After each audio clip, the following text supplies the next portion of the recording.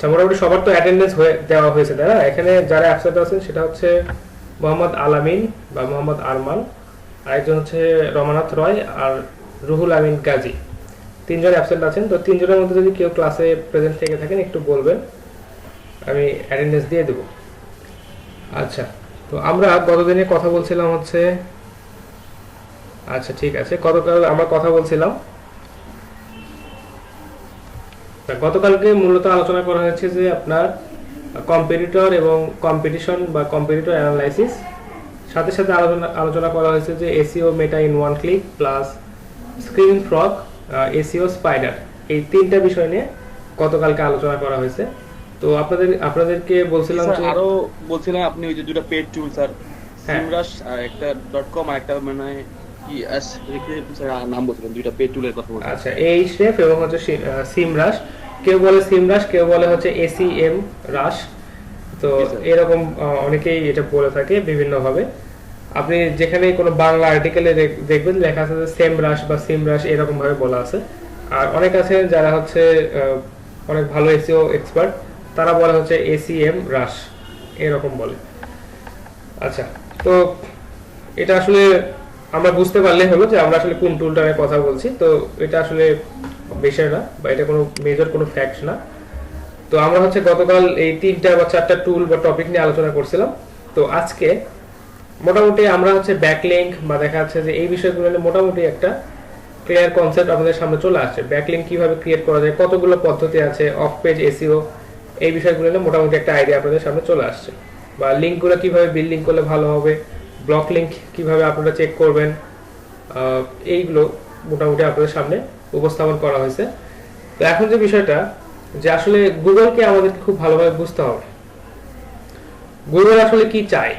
অর্থাৎ আপনি একজনকে খুশি করতে চাচ্ছেন, বা তাকে খুশি করে বা তার নিয়ম মেনে তার সামনে আপনি একটা বিষয়কে উপস্থাপন করতে যাচ্ছেন, তাহলে আপনাকে অবশ্যই বুঝতে হবে যে সেই ব্যক্তি আসলে কি চায়, বা উনি আসলে কি চায়, উনি কি বিষয়গুলো আমাদের এখান থেকে অ্যানালাইসিস করতে পারে, বা উনি কি বিষয়ে আমাকে প্রশ্ন করতে পারে।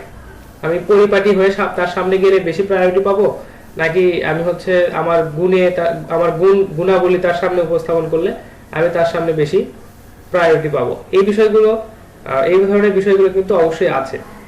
তো গুগলের সামনে যখন আমরা কোনো একটা ওয়েবসাইটকে উপস্থাপন করব, বা গুগলকে যদি আমরা বুঝাতে চাই যে হ্যাঁ আমাদের এই ওয়েবসাইটটা অনেক অনেক ভালো, তাহলে আমাদের কি কি বিষয়ে খেয়াল রাখতে হবে, এই বিষয়গুলো নিয়ে আজকে একটু আলোচনা করব।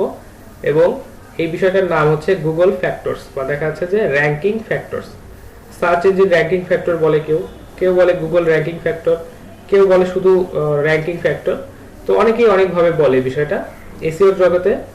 তবে এই যে র্যাঙ্কিং যে ফ্যাক্টরগুলো আছে, এগুলো মোটামুটি 200 থেকে 210টার মধ্যে এই র্যাঙ্কিং ফ্যাক্টর আছে, এবং প্রতিদিনই প্রায় র্যাঙ্কিং ফ্যাক্টরগুলো আপডেট হচ্ছে, নতুন নতুন র্যাঙ্কিং ফ্যাক্টর যুক্ত হচ্ছে। এগুলোর ট্রায়াল চলতেছে, আপডেট আসতেছে। যদি এটা থেকে বেটার একটা আউটপুট পাওয়া যায়, তারা এই র্যাঙ্কিং ফ্যাক্টরগুলোকে কনসিডার করছে, এবং প্রত্যেকটা ওয়েবসাইটের ক্ষেত্রে তারা এগুলো চেক করে করে দেখছে। আচ্ছা, আর এইটার যে মূল কারণটা হচ্ছে যে র্যাঙ্কিং ফ্যাক্টরগুলো চেক করে আমরা যদি কোনো একটা ওয়েবসাইটকে র্যাঙ্ক করাই, তাহলে অবশ্যই সেই ওয়েবসাইটটা হবে একদম সবচাইতে ভালো মানের, এবং তার গুণগত মান হবে একদম বেস্ট, এবং সেই ওয়েবসাইটটাই সাধারণত গুগলের সামনের পেজে চলে আসে, একদম সার্চে প্রথমে চলে আসে। তো আমাদেরকে একটু এই র্যাঙ্কিং ফ্যাক্টরগুলো সম্পর্কে জানতে হবে, কারণ র্যাঙ্কিং ফ্যাক্টরগুলো যদি না জানি, তাহলে আমরা আসলে আমাদের ওয়েবসাইটগুলোকে সেইভাবে উপস্থাপন করতে পারবো না। কারণ বিষয়টা হচ্ছে যে আমরা র্যাঙ্কিং ফ্যাক্টরগুলো জানলাম, সেইভাবে গুগলের সামনে আমাদের ওয়েবসাইটটাকে উপস্থাপন করলাম, তাহলে অবশ্যই আমাদের ওয়েবসাইটের সামনের দিকে আসার পসিবিলিটি অনেক অনেক বেশি। আর আমরা শুধু জানলাম না যে আমাদের রিকোয়ারমেন্টটা কি, আমরা জাস্ট কাজ করে গেলাম আমাদের ওয়েবসাইটটাকে সুন্দরভাবে সাজাতে, ডিজাইন করতে, এখানে ভালোভাবে কিওয়ার্ড ইউজ করলাম, এখানে কি ধরনের ডোমেন ইউজ করতে হবে, এই বিষয়গুলো সম্পর্কে কোনো কিছু না জেনে আমরা জাস্ট কাজ করে গেলাম। দেখা যাচ্ছে আলটিমেটলি ওখান থেকে কিছু একটা জিনিস আমাদের বাদ পড়ে যাবে, মিসিং হয়ে যাবে, বা গুগলের র্যাঙ্কিং ফ্যাক্টরের সাথে ওটা মিলবে না। তো অবশ্যই আমাদেরকে গুগলের র্যাঙ্কিং ফ্যাক্টরগুলো সম্পর্কে আইডিয়া রাখতে হবে। আচ্ছা, গুগলের মোটামুটি এখন কতগুলো র্যাঙ্কিং ফ্যাক্টর আছে কেউ বলতে পারবেন এক্স্যাক্টলি যে নাম্বারটা? আমি বলছি 200 থেকে 210টার মতো আছে। তো এক্সাক্ট যে ফিগারটা এটা কেউ বলতে পারবেন কিনা, কারো আইডিয়া আছে? নাইম ইসলাম?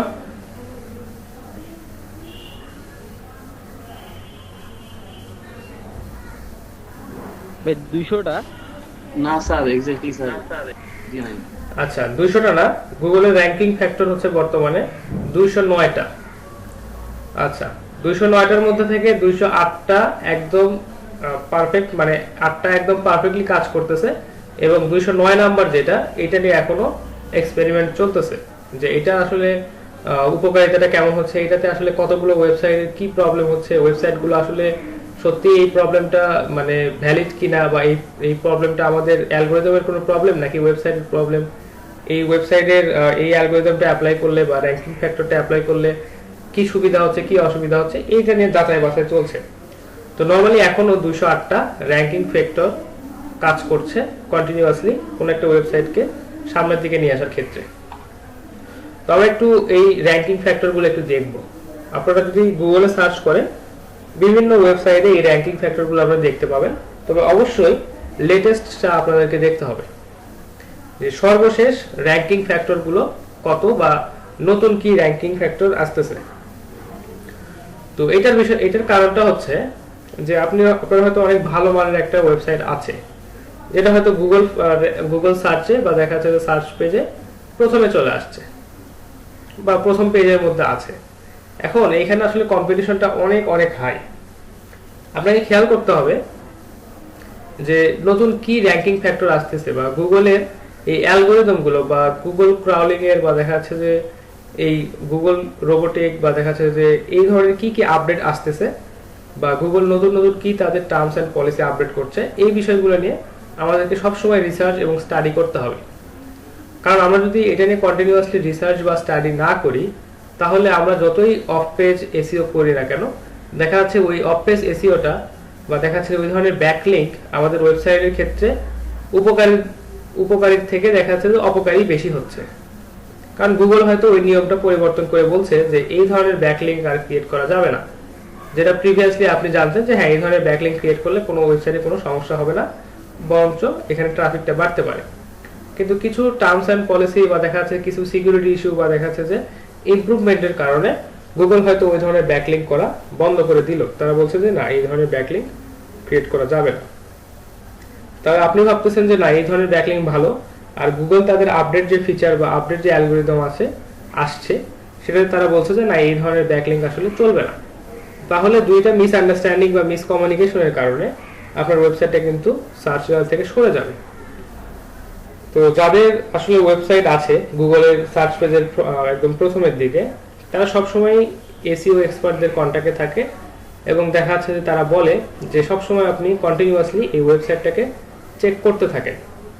আচ্ছা, তো ওয়েবসাইটটাকে কন্টিনিউয়াসলি সবসময় চেক করতে থাকার আরেকটা কারণ আছে, এটা একটু পরে বলছি। তো আপাতত এই র্যাঙ্কিং ফ্যাক্টরগুলো নিয়ে আমরা একটু আলোচনা করি।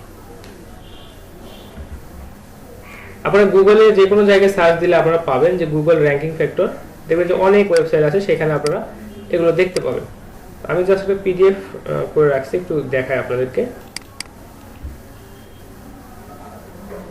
আচ্ছা, তো এই পিডিএফটাতে যদি আপনারা খেয়াল করেন, এখানে গুগলের র্যাঙ্কিং ফ্যাক্টর সবগুলোই এখানে বলা আছে, বা 208টার মতো র্যাঙ্কিং ফ্যাক্টর এখানে বলা আছে। তো আসলে 208টা র্যাঙ্কিং ফ্যাক্টর আসলে কনসিডার করা বা দেখা যাচ্ছে মেনে চলা বা তাদের এই র্যাঙ্কিং ফ্যাক্টরগুলোকে মেনে আমাদের ওয়েবসাইটটাকে বিল্ড করা আসলে খুবই টাফ। তো আমরা যদি পারি এই সবগুলো র্যাঙ্কিং ফ্যাক্টরগুলো মেনে বা বিবেচনা করে আমরা আমাদের ওয়েবসাইটটাকে ক্রিয়েট করার চেষ্টা করব। তো বিষয়টা হচ্ছে যে এতগুলো আসলে মানা বা বোঝা বা একসাথে বলা বা অ্যাপ্লাই করা একটু টাফ। কিন্তু দেখা যাচ্ছে আপনারা যদি লং টার্ম চিন্তা ভাবনা থাকে বা দেখা যাচ্ছে যে আপনার যদি বড় প্ল্যানিং থাকে যে না আমি এই ওয়েবসাইটটাকে একদম গুগলের প্রথম সার্চ রেজাল্টে নিয়ে আসবো, তো তাহলে আপনি এইভাবে কাজগুলোকে কন্টিনিউ করবেন এবং দেখা যাচ্ছে প্রতিদিনই এই র্যাঙ্কিং ফ্যাক্টরগুলোকে আপনি চেক করে করে দেখতে হবে যে এই র্যাঙ্কিং ফ্যাক্টর এবং হচ্ছে আমার ওয়েবসাইটের সাথে সম্পূর্ণ মিল আছে কিনা। আচ্ছা, তো র্যাঙ্কিং ফ্যাক্টর এগুলো অ্যানালাইসিস করার কেন প্রয়োজন এই বিষয়টা বুঝতে পারলেন আপনারা, যে র্যাঙ্কিং ফ্যাক্টর আসলে আমরা কেন অ্যানালাইসিস করব।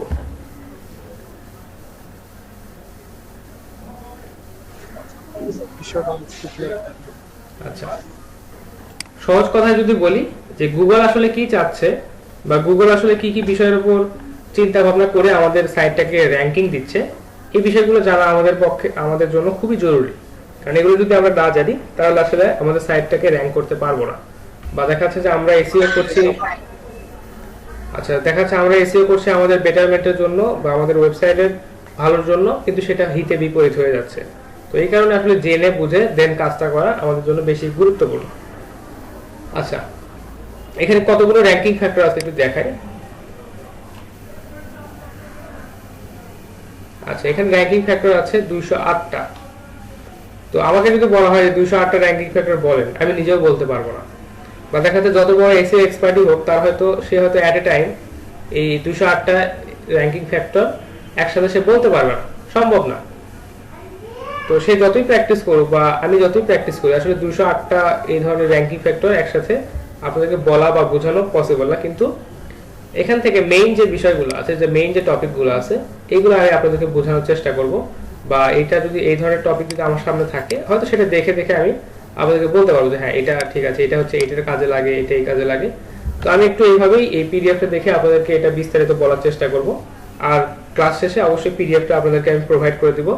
আপনাদের যখন প্রয়োজন হবে এই র্যাঙ্কিং ফ্যাক্টরগুলো আপনারা এখান থেকে দেখবেন, বা দেখা যাচ্ছে যে আপনারা এগুলো একটু পড়ে বোঝার চেষ্টা করবেন যে হ্যাঁ এটার কারণটা কি, বা এই কারণে আসলে আমাদের সাইটটা সামনের দিকে যাবে না পিছনের দিকে আসবে।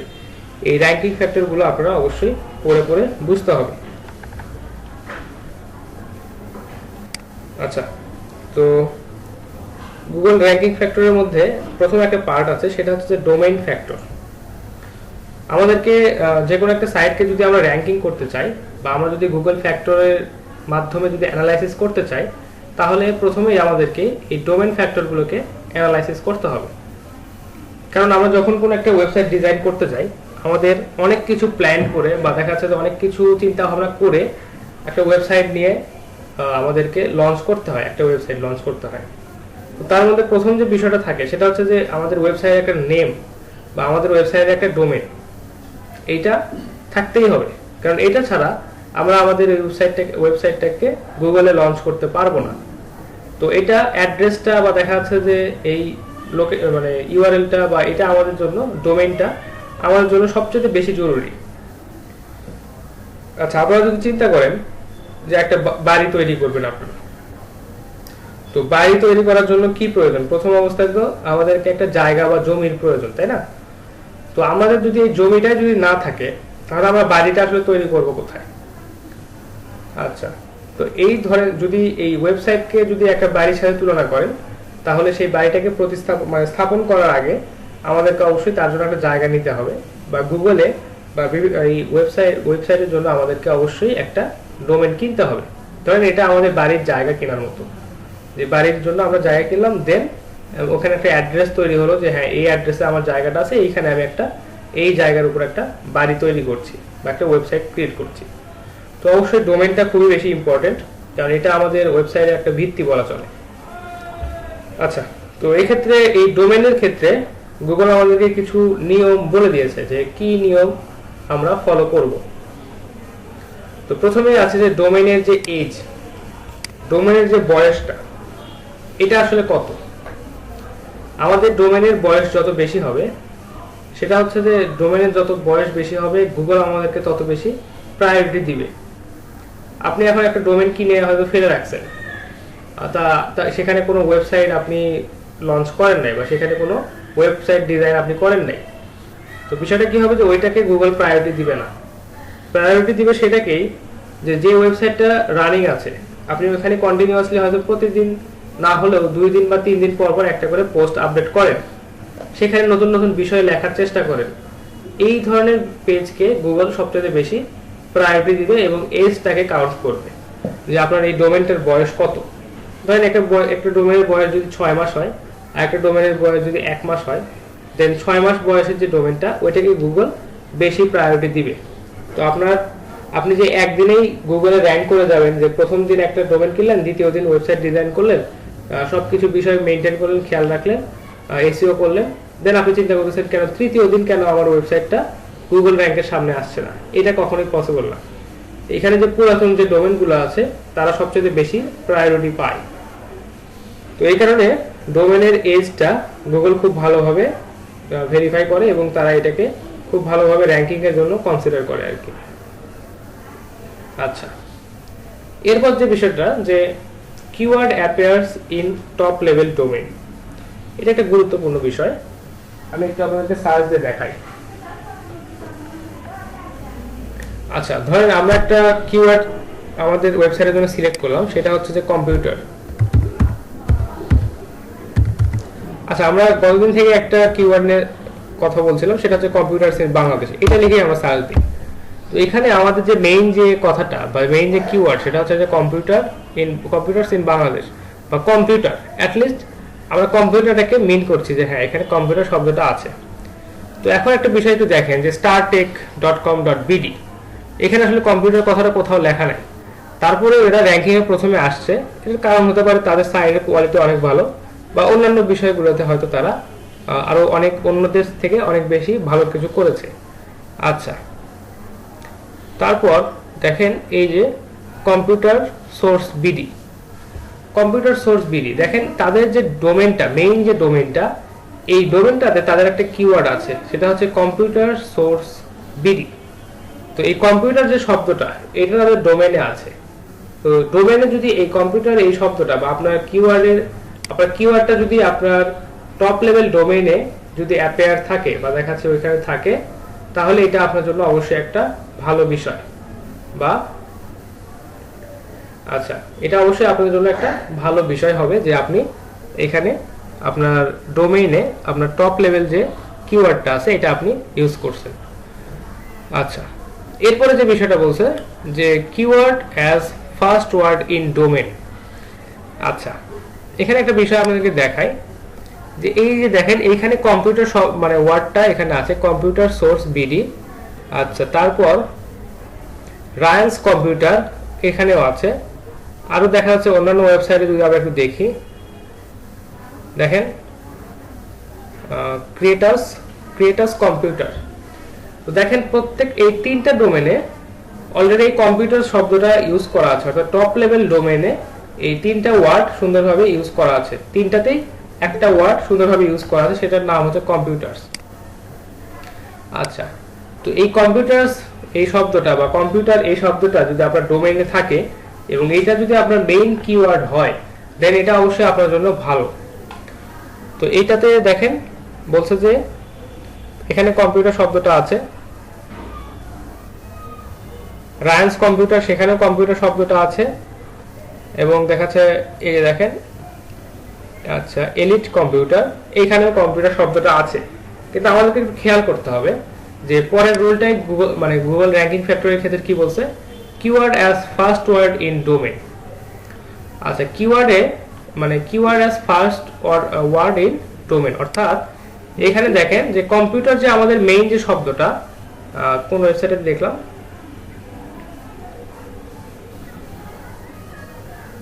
এটাতে দেখেন কম্পিউটার সোর্স বিডি, অর্থাৎ ডোমেনের যে ফার্স্ট ওয়ার্ড কম্পিউটার। তো এই কম্পিউটার শব্দটা যে মেইন কিওয়ার্ড সেটা আছে ডোমেনের ফার্স্ট ওয়ার্ডে।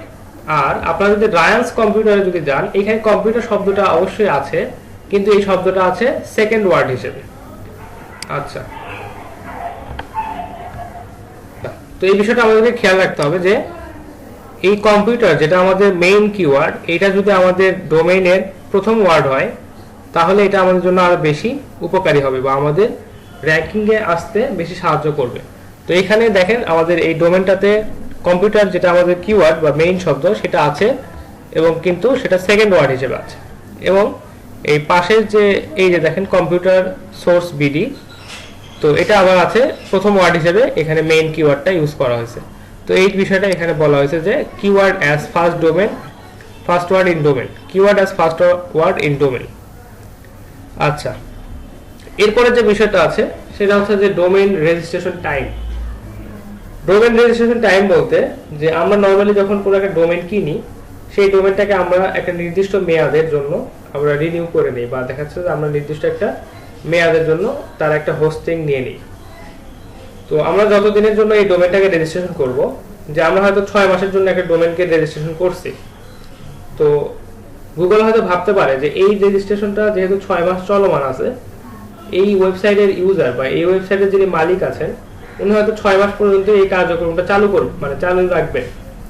তো তাকে আমরা গুগল ফ্যাক্টর র্যাঙ্কিং দিয়ে যদি অ্যানালাইসিস করে তাকে যদি ফ্রন্ট পেজে বা সামনে একদম প্রথম সার্চে নিয়ে আসি, দেখা যায় 6 মাস পর সে তার ওয়েবসাইটটা বন্ধ করে দিলেও দিতে পারে।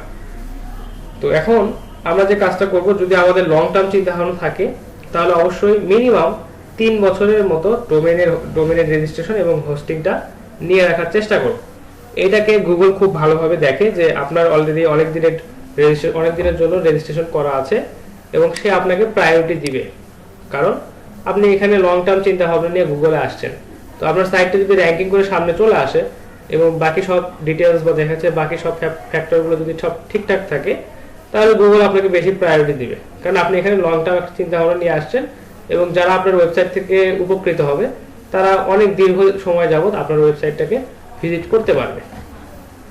এই কারণে ডোমেনের রেজিস্ট্রেশনটা বৃদ্ধি করা বা দেখা যাচ্ছে যে বেশি সময়ের জন্য নেওয়া এটা অনেক গুরুত্বপূর্ণ এবং দেখা যাচ্ছে যে গুগলের কাছে এটা অনেক ভালোভাবে সমাদৃত। আচ্ছা, কিওয়ার্ড ইন সাবডোমেন। আচ্ছা, সাবডোমেনের বিষয়টা একটু বলি, যে আমরা যখন একটা ডোমেন কিনি সেই ডোমেনের আমরা আবার সাবডোমেন ইউজ করতে পারি। যেমন আপনারা এখানে যদি একটা সাবডোমেন একটা ডোমেন যদি চিন্তা করেন, যে এই যে ডোমেনটা কম্পিউটার সোর্স বিডি, এই যে ডোমেনটা আছে, এই ডোমেনটার একটা সাবডোমেন আপনারা ক্রিয়েট করবেন। তো সাবডোমেনগুলো আসলে কি রকম হয়, যে অনেক সময় আপনারা দেখবেন যে এইভাবে সাবডোমেন আপনারা অলরেডি পাইছেন, যে business.computersourcebd.com এই ধরনের ডোমেন কিন্তু আপনারা অলরেডি দেখে আসছেন। যে তারপর আবার এরকম ছিল যে হচ্ছে blog.computersourcebd.com, business.computer আর অন্যান্য আরো অনেক ওয়েবসাইটে কিন্তু আপনারা এরকম দেখে আসছেন। তো এইগুলোকে হচ্ছে সাবডোমেন। তো আপনার যদি সাবডোমেন যদি আপনি ক্রিয়েট করেন, একটা ওয়েবসাইট থেকে যদি আপনি সাবডোমেন ক্রিয়েট করেন, দেন আপনাকে এইখানেও কিওয়ার্ড রাখতে হবে। আপনার এই সাবডোমেনটাতেও আপনার মেইন কিওয়ার্ডটাকে অবশ্যই রাখতে হবে। এটাই বলছে যে কিওয়ার্ড ইন সাবডোমেন। আচ্ছা, এরপর যেটা আছে এটা একটু গুরুত্বপূর্ণ, যে ডোমেইনের যে হিস্ট্রিটা আছে। ডোমেনের হিস্ট্রিটা হচ্ছে যে আপনি হয়তো একটা ডোমেন আপনার মতো করে তৈরি করে নিচ্ছেন, বা দেখা যাচ্ছে একটা নতুন ডোমেন আপনি এটা কিনছেন বা সেটার হোস্টিং নিচ্ছেন, বা দেখা যাচ্ছে যে অনেক দীর্ঘ সময়ের জন্য রেজিস্ট্রেশন করছেন। সেক্ষেত্রে আসলে হিস্ট্রি চেক করার মতো কিছু নাই, কারণ আপনি একটা নতুন একটা ডোমেন নিজের মতো করে তৈরি করে নিচ্ছেন, যেটা এর আগে কেউ ব্যবহার করে নাই। কিন্তু অনেক সময় এমন আছে যে পুরাতন ডোমেন আমরা কিনি, বা দেখা যায় একটা ডোমেনের মেয়াদ শেষ হয়ে গেছে, ওনার ওই ডোমেনের ওনার আর সেটাকে ইউজ করছে না, সেটা আর হচ্ছে ভ্যালিডিটি নাই। এখন আপনি চাইলে ওই ডোমেনটা আবার কিনতে পারেন, ডোমেন হিস্ট্রি বা হিস্ট্রি দেখে আপনি ওই ডোমেনটা কিনতে পারেন। তো এই ক্ষেত্রে আপনি যদি পুরাতন ডোমেন যদি কিনেন, সেক্ষেত্রে অবশ্যই আপনাকে খেয়াল রাখতে হবে যে ডোমেনের যে হিস্ট্রিটা আছে, বা দেখা যাচ্ছে পুরাতন যিনি ইউজ করছেন, পুরাতন যে মালিক আছে, ওনার আসলে কি কাজে এই ওয়েবসাইটটা ব্যবহৃত হয়েছে, বা এখানে কোনো ক্লেম আছে কিনা, গুগলের কোনো পেনাল্টি আছে কিনা, এই বিষয়গুলো আপনাকে চেক করে দেখতে হবে। যদি এখানে কোনো ক্লেম থাকে বা গুগল যদি কখনো এই সাইটটাতে বা এই ডোমেনটাতে পেনাল্টি দিয়ে থাকে, তাহলে অবশ্যই সেই ডোমেনটা ইউজ করা যাবে না বা সেটাকে কেনা যাবে না। আপনারা সবসময় চেষ্টা করবেন যে নতুন একটা ফ্রেশ ডোমেন আপনারা কেনার, যেটা ইতিপূর্বে কেউ ইউজ করে নাই, হয়তো একটু প্রাইসিংটা বেশি হলেও হতে পারে। তো তারপরে আপনারা চেষ্টা করবেন যে নতুন একটা ফ্রেশ ডোমেন কেনার যখনই কিনবেন। আর এটা অবশ্যই গুগল কনসিডার করে, এবং গুগল আপনাদেরকে যদি আপনি ফ্রেশ ডোমেন বা দেখাচ্ছে যে কোনো পেনাল্টি পায় না এরকম কোনো ডোমেন যদি আপনি কেনেন, সেটা অবশ্যই গুগল আপনাকে সামনের দিকে নিয়ে আসতে অনেক বেশি হেল্প করবে। আচ্ছা, এখানে একটা বিষয় আছে, সেটা হচ্ছে যে exact match domain. Exact match domain বলতে, যে এক্সাক্ট ম্যাচ ডোমেন আপনি হয়তো বলছেন কম্পিউটার ইন বাংলাদেশ। এখন আপনি ডোমেনটার নাম দিলেন computer.com.bd বা দেখা যাচ্ছে computer.com, এই ধরনের একটা এক্সাক্ট ম্যাচ আপনি দিলেন। তো কম্পিউটার তো আপনি সেল করেন, কম্পিউটার তো আর আপনি বানান না, বা দেখা যাচ্ছে কম্পিউটার তো আপনি ম্যানুফ্যাকচারার না, বা আপনার তো কোনো প্রতিষ্ঠান নাই যেটা আসলে কম্পিউটার বা এই ধরনের বিষয় ল্যাপটপ ম্যানুফ্যাকচার করে। তো এই যে এক্সাক্ট ম্যাচ যে ডোমেইনটা, এটা আসলে আপনার জন্য হবে না, কারণ যারা অলরেডি কম্পিউটারের আবিষ্কারক বা দেখা যাচ্ছে যারা হচ্ছে কম্পিউটারের যারা হচ্ছে প্রোডিউসার, তারা চাইলে এই ধরনের এক্সাক্ট ম্যাচ ডোমেইন ইউজ করতে পারে। এইটা তাদেরকে গুগল প্রায়োরিটি দেয় যে ঠিক আছে, আপনি একজন ইনভেন্টর, আপনি একজন প্রোডিউসার, আপনি আপনার এখানে আপনার কোম্পানিতে এই ল্যাপটপগুলো তৈরি হচ্ছে, ঠিক আছে, আপনাদেরকে আমরা এই ডোমেইনগুলো এক্সাক্ট ম্যাচ ডোমেইন দিতে পারি। এখন আপনি হয়তো দেখাচ্ছে যে মাসে 2টা করে কম্পিউটার বিক্রি করেন, এখন আপনি নিয়ে রাখছেন এই computer.com, এই ধরনের একটা ডোমেইন আপনি নিয়ে রাখছেন। তো এটা গুগল কখনোই অ্যাপ্রিশিয়েট করে না এবং আপনাদেরকে তারা দিতেও চাইবে না। নর্মালি এই ধরনের ডোমেইন অ্যাভেলেবল থাকে না, যদিও বা থাকে আপনারা এটা নেওয়ার চেষ্টা করবেন না বা এটা না নেওয়াটাই বেটার, কারণ এই ধরনের ডোমেইনের ক্ষেত্রে সবার নজরটাই বেশি বা সবাই চায় যে এই ধরনের ডোমেইন আমরা নিব এবং এটার প্রাইসিংটাও অনেক অনেক বেশি হয়। এটা ছিল হচ্ছে এক্সাক্ট ম্যাচ ডোমেইনের যে বিষয়াদি, যে আপনারা চেষ্টা করবেন যে পার্শিয়াল ম্যাচ বা দেখা যাচ্ছে যে এই ধরনের ডোমেইন আপনারা একটু নেওয়ার চেষ্টা করবেন, যেখানে আপনাদের মেইন কিওয়ার্ডটাও আছে প্লাস আপনাদের একটা ব্র্যান্ডের নাম এখানে আছে। যেমন ধরেন যে রায়ান্স কম্পিউটার, এখানে কম্পিউটারস এই শব্দটাও আছে প্লাস রায়ান্স, তাদের যে ব্র্যান্ডের নামটা এটাও তাদের এখানে আছে। এই ধরনের ডোমেইনের নেম চুজ করা সবচাইতে বেটার। আচ্ছা, পাবলিক ভার্সেস প্রাইভেট হুইজ। আচ্ছা, তো হুইজ সম্পর্কে একটু বলেন যে হুইজ সম্পর্কে কারো কোনো আইডিয়া আছে কিনা? হুইজ সম্পর্কে কারো জানা নাই? না স্যার। আপনার তো ডোমেইন আছে, আপনি জানেন না যে হুইজ কি, হুইজ.com? না স্যার, জানি না। আচ্ছা, এই যে who.is এই ওয়েবসাইটে যাবেন, যাওয়ার পর এখানে ও আচ্ছা আচ্ছা, এটা তো ভাই ওই যে ডোমেইন গুলো সার্চ করে আর কি। হ্যাঁ, আমার ডোমেইন, আমি যে নতুন যে ডোমেইনটা নিতে যাচ্ছি এটা ফাঁকা আছে কিনা এটা বলে দেয়। না ফাঁকা আছে কিনা এটা না, এটা এখানে দেখায় যে আচ্ছা, এটা বলে দেয় যে এটার কবে হোস্টিং কে কিনছে, কবে কিনা হয়েছে, এগুলো বলে দেয়। হ্যাঁ, এই ডোমেইনটার আসলে মালিক কে, এই ডোমেইনটা কোথা থেকে রেজিস্ট্রেশন করা হয়েছে, কতদিন পর্যন্ত এখানে ডোমেইনের রেজিস্ট্রেশন এটা আছে, তারপর হচ্ছে এটা কবে ডোমেইনের রেজিস্ট্রেশন শেষ হবে, এই বিষয়গুলো এখানে সুন্দরভাবে বলা থাকে। তো এখন বিষয়টা হচ্ছে যে আপনি যখন একটা ডোমেইন কিনবেন, তো সেটা অবশ্যই আপনার একটা প্রপার্টি বা দেখা যাচ্ছে সেটা নিয়ে আপনি একটা লং টার্ম হয়তো চিন্তা ভাবনা করছেন, সেখানে আপনার রেজিস্ট্রেশন বা রেজিস্ট্রেশনের জন্য যে ইনফরমেশন দেওয়া আছে সেগুলো দেওয়া আছে বা অন্যান্য সকল তথ্যাদি দেওয়া আছে। এখন এগুলো যদি সবাই দেখে বা সবাই যদি দেখতে পায়, এটা কি বেটার নাকি যদি এটা প্রাইভেট থাকে সেটা আসলে বেটার? আপনার ইনফরমেশন যদি প্রাইভেট থাকে এটা বেটার নাকি যদি ওপেন থাকে তাহলে বেটার? আচ্ছা ঠিক আছে, প্রাইভেটটাই সবসময় বেটার। এই যে হুইজ.com, এইখানে যদি আপনার who.is এখানে যদি আপনার ওই ডোমেইনের যাবতীয় তথ্য যদি না পাওয়া যায়, এটা যদি তথ্যগুলো যদি প্রাইভেট থাকে তাহলে এটা সবচাইতে বেটার। তো এই হুইজের কাছ থেকে আমাদের ডেটাগুলোকে প্রাইভেট রাখার জন্য আমাদেরকে কিছু এক্সট্রা পে করতে হয়। তো এটা হতে পারে দেখা যায় $2 বা $3 এইরকম পার ইয়ার আমাকে পে করতে হবে।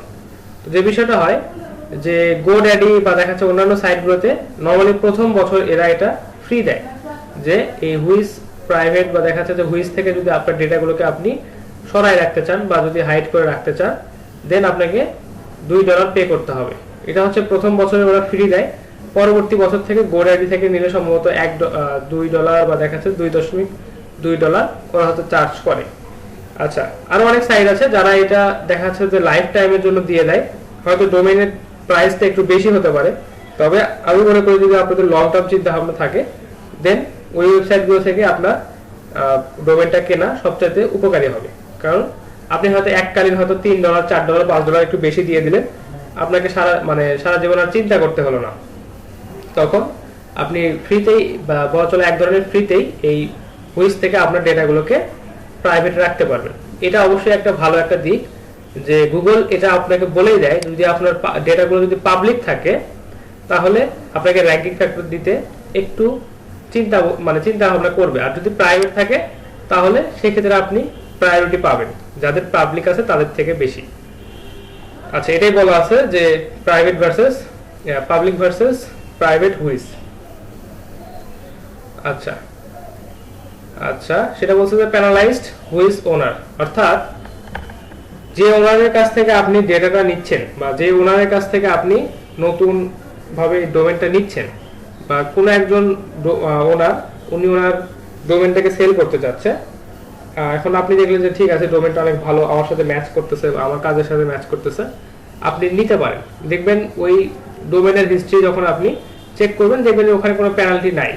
কিন্তু ওই ডোমেনের যে ওনার যদি অন্য কোনো সাইট বা অন্য কোনো ডোমেনেও যদি পেনাল্টি থেকে থাকে, দেন গুগল এটাকে আইডেন্টিফাই করবে এবং আইডেন্টিফাইজ পার্টিকুলার এ পারসন আচ্ছা অ্যাজ এ স্প্যামার। যদি তাকে স্প্যামার হিসেবে যদি চিনে থাকে কখনো, তাহলে তার কাছ থেকে আপনার ডোমেনটা না কেনাটাই বেটার হবে।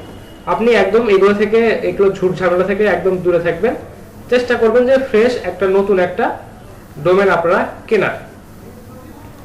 আচ্ছা, এরপর যেটা আছে country top level domain extension. আচ্ছা, তো টিএলডি যেটা, সেটা হচ্ছে টপ লেভেল ডোমেন।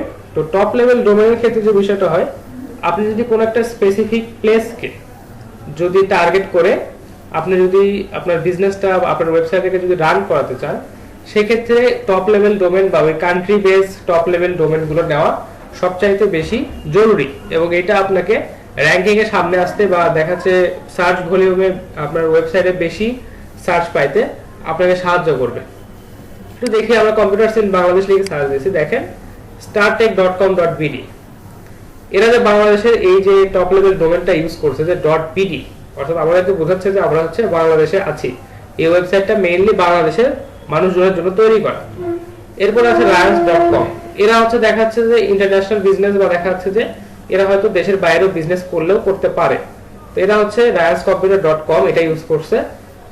এরপর দেখেন globalbrand.com.bd, নরমালি এখন সবাই চিন্তা করে যে আমরা হচ্ছে টপ লেভেল ডোমেন ইউজ করব যেটা হচ্ছে আমাদের কান্ট্রির জন্য বরাদ্দ করা আছে। তো বেশিরভাগ ওয়েবসাইটগুলো এখন এই নিয়মটা ফলো করার চেষ্টা করছে এবং গুগল এটাকে খুব ভালোভাবে মেইনটেইন করে যে যারা টপ লেভেল ডোমেন ইউজ করে যে কোনো একটা কান্ট্রির জন্য, তাদেরকে গুগল বেশি প্রায়োরিটি দেয়।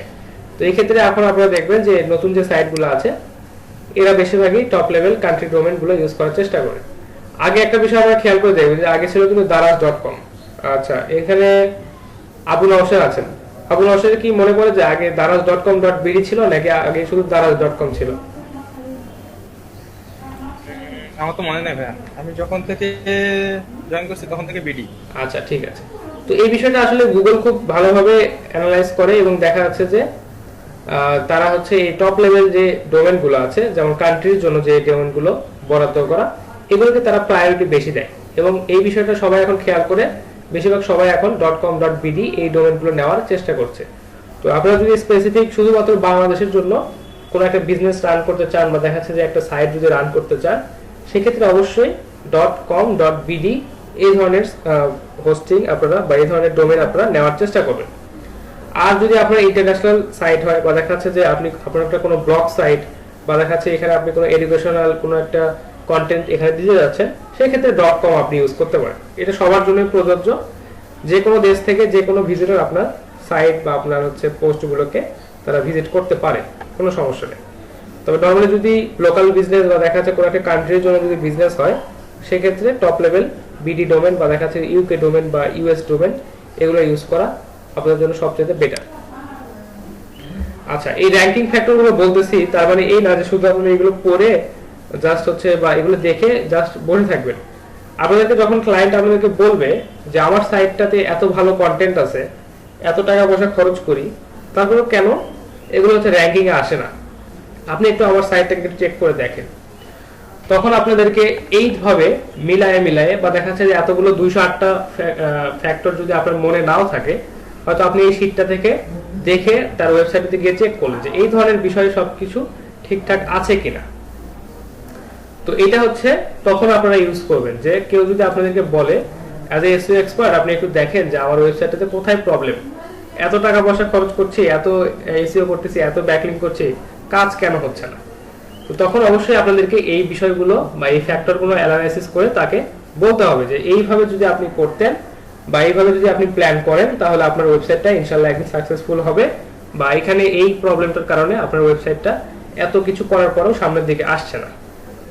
এই বিষয়গুলো কিন্তু তাকে সুন্দরভাবে বুঝায় বলতে হবে, আপনাকে রিপোর্ট রেডি করতে হবে। আচ্ছা, তো এইগুলো ছিল, এই প্রথম 10টা ছিল হচ্ছে আপনার ডোমেন ফ্যাক্টর, বা দেখা যাচ্ছে ডোমেন নিয়ে যে যাবতীয় বিষয় আদি খেয়াল রাখতে হবে সেই ধরনের কিছু কথাবার্তা। তো এরপরে যেটা আছে যে পেজ লেভেল ফ্যাক্টরস, অর্থাৎ পেজ লেভেল, অর্থাৎ আমাদের ওয়েবসাইটের যে পেজ আছে এই পেজটাতে আমরা কি কি বিষয় বা কি কি ফ্যাক্টর আমরা অ্যানালাইসিস করব। আচ্ছা, তো প্রথমটাতে বলা হয়েছে, আচ্ছা কেউ কিছু বলবেন, কোনো প্রশ্ন? আচ্ছা, তো এই ডোমেন ফ্যাক্টরগুলো নিয়ে যদি কারো কোনো প্রশ্ন থাকে একটু আমাকে বলেন, আমি প্রয়োজন পড়লে আবার ওটাকে রিপিট করব। কোনো প্রশ্ন না থাকলে সেটা একটু বলতে হবে।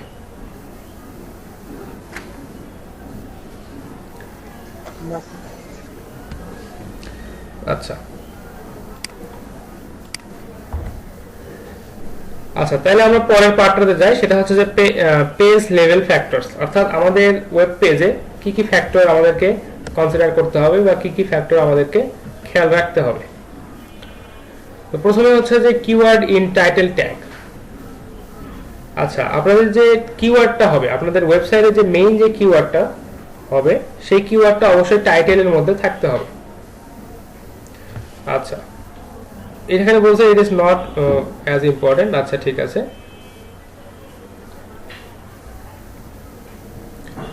আচ্ছা ঠিক আছে, ওয়ার্ডপেজ এসইও সিগন্যালে এটা ভালোভাবে কাজ করে। তো এখানে দেখেন বলছে যে keyword appears in the title tag exact match, অর্থাৎ এক্স্যাক্টলি যে কিওয়ার্ডটা সেই কিওয়ার্ডটাই আপনি টাইটেল ট্যাগে দিয়ে রাখছেন পেজের ক্ষেত্রে।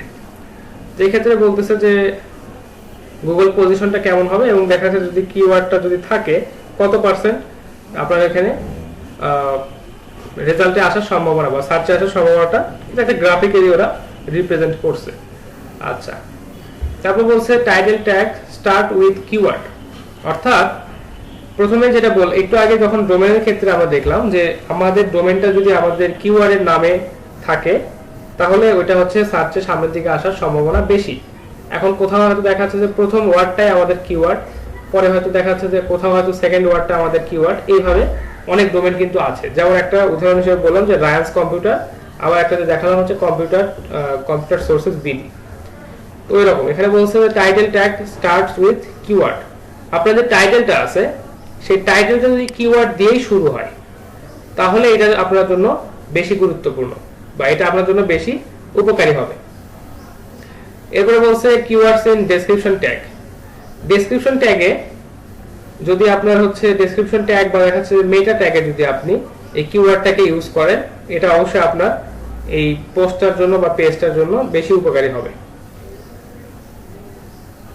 তারপর হচ্ছে keyword appears in H1 tag. আপনারা যখন কোনো একটা পেজ যখন ডিজাইন করবেন, যখন একটা পেজ আপনারা আপনার ওয়েব পেজে ক্রিয়েট করবেন, দেন ওইখানে একটা H1 ট্যাগ আপনারা ইউজ করতে পারেন। H1 ট্যাগ একটাই হবে। এটা হচ্ছে ওয়ান পেজ এসইও বিষয় বা ওয়ান পেজ এসইও যখন আপনাদেরকে দেখানো হবে তখন এই বিষয়গুলো বলা হবে যে keyword appears in H1 tag, যে একটা ওয়েবসাইটে একটা ওয়েব পেজে একটা টাইটেলের জন্য একটাই H1 ট্যাগ হতে পারে এবং সেইখানে যদি আপনার কিওয়ার্ডটা অ্যাপিয়ার হয় বা দেখা যাচ্ছে ওই H1 ট্যাগে যদি আপনার কিওয়ার্ডটা থাকে তাহলে অবশ্যই এটা গুগল ভালোভাবে দেখবে। এরপরে ছিল হচ্ছে TF IDF। আচ্ছা, এটা মেইনলি হচ্ছে যদি সহজ কথায় বলি যে কিওয়ার্ডের যে ডেনসিটিটা, কিওয়ার্ডের ডেনসিটি অনেক সময় আমরা বাড়ায় দিই, যে একই কথা আমরা বারবার লিখতেছি computer price in Bangladesh, computer price in Bangladesh বা কম্পিউটার ইন বাংলাদেশ, কম্পিউটারস, এই একই কথাই আমরা বারবার লিখতেছি। আমাদের দেখা যাচ্ছে যে কিওয়ার্ডের যে ডেনসিটিটা এটা অনেক বেড়ে যাচ্ছে। তো এখন এই যে TF IDF এর যে বিষয়টা, এখানে কি হয় যে আপনি একই কিওয়ার্ড ইউজ করেন সমস্যা নাই, কিন্তু এটাকে ডিফারেন্ট মিনিং এ বা ডিফারেন্ট পারপাজে আপনাকে ইউজ করতে হবে। আপনি জাস্ট একটা লাইনই বারবার লিখে যাচ্ছেন এটা হবে না। আপনি যদি এখানে সুন্দরভাবে এক্সপ্লেইন করতে পারেন, একটা কিওয়ার্ডে যদি আপনি বিভিন্ন জায়গায় বিভিন্নভাবে ইউজ করেন তাহলে এটা ভালো। আর যদি একই কিওয়ার্ড বা একই ধরনের কথা আপনি বারবার লিখতেছেন তাহলে এটা আপনার জন্য কখনোই ভালো হবে না। আপনি একই ধরনের কিওয়ার্ড ইউজ করতে পারেন বারবার, কিন্তু সেটাকে ডিফারেন্ট পারপাজে আপনাকে ইউজ করতে হবে। তো সংক্ষেপে যদি বলি যে TF IDF এর বিষয়টা এরকমই। আচ্ছা, এর পরবর্তী যে বিষয়টা আছে সেটা হচ্ছে কন্টেন্ট লেন্থ। কন্টেন্ট লেন্থের ক্ষেত্রে যে বিষয়টা, যে আপনার কন্টেন্টের লেন্থটা যত বেশি হবে বা যত বেশি আপনি এখানে এক্সপ্লেইন করবেন, আপনার কন্টেন্টে যে কোনো একটা টপিক আপনি যত বেশি এক্সপ্লেইন করবেন, এখানে আসলে এই কন্টেন্টটা গুগলের কাছে তত বেশি প্রায়োরিটি পাবে। অর্থাৎ আপনি 2000 ওয়ার্ডের একটা কন্টেন্ট লিখলেন, সেটা গুগলের কাছে যেটুকু প্রায়োরিটি পাবে, আপনি যদি 500 ওয়ার্ডের একটা কন্টেন্ট লেখেন সেটা অত বেশি প্রায়োরিটি পাবে না। তবে অবশ্যই আপনি 2000 লিখেন আর 3000 লিখেন, সেইখানে কিওয়ার্ডটাকে যথাযথভাবে মেনটেন করতে হবে, যে কতবার আপনি কিওয়ার্ডটা ইউজ করতেছেন এবং সেইখানে কিওয়ার্ডের ডেনসিটি কেমন, এবং আপনি যে যত বড় কন্টেন্ট লিখেন না কেন সেই কন্টেন্টটা কোয়ালিটিটা কেমন, এটা অবশ্যই ভালো হতে হবে। যদি কন্টেন্টের কোয়ালিটি ভালো না হয় তাহলে অন্য কোনো ফ্যাক্টরি এখানে কাজ করবে না। যেমন টিএফ আইডিএফ এর কথা বললাম, যদি আপনার কন্টেন্টটা ভালো মানের না হয় আপনি এখানে কখনো এটাকে সামনের দিকে নিয়ে আসতে পারবেন না।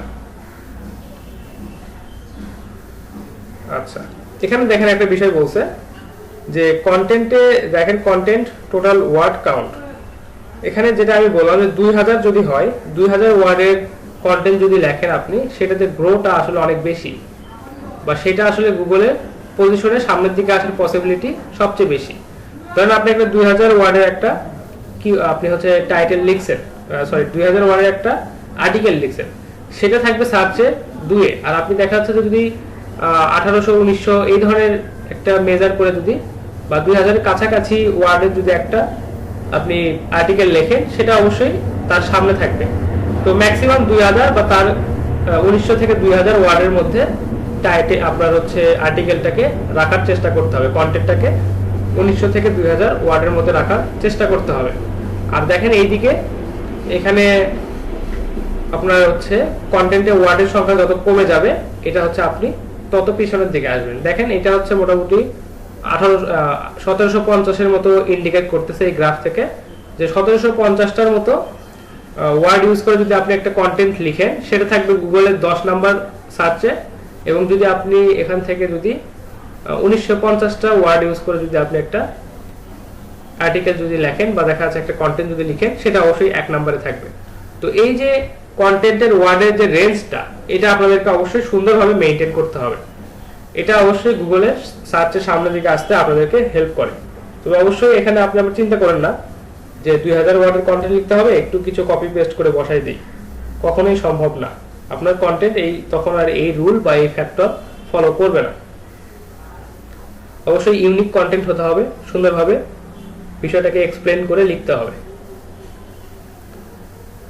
গুগল আসলে একটা বিষয় চায় যে আপনি যখন কোনো কিছু লিখছেন, আপনি যখন কোনো একটা ব্লগ যখন আপনি লিখছেন, তখন সেখান থেকে যেন রিডার বা যিনি হচ্ছে ভিউয়ার আছেন বা যিনি আপনার সাইটটা ব্রাউজ করছেন, উনি যাতে একদম স্পষ্ট ধারণা পায়, উনি যাতে আরেকটা ওয়েবসাইটে ফিরে না যায়। যে আপনি এখানে হয়তো কিছু একটা লিখে রাখছেন যে গুগল পজিশনিং বা গুগল পজিশন বা দেখা যাচ্ছে সোশ্যাল মিডিয়া, এই ধরনের কোনো একটা কথা লিখে রাখছে, কে এখন গুগল পজিশনিং বোঝে না, সে আবার দেখা যাচ্ছে অন্য একটা আবার গুগলে সার্চ করবে, কোনো একটা অন্য একটা সাইটে গিয়ে সে দেখবে যে গুগল পজিশনিং এর বিষয়টা আসলে কি।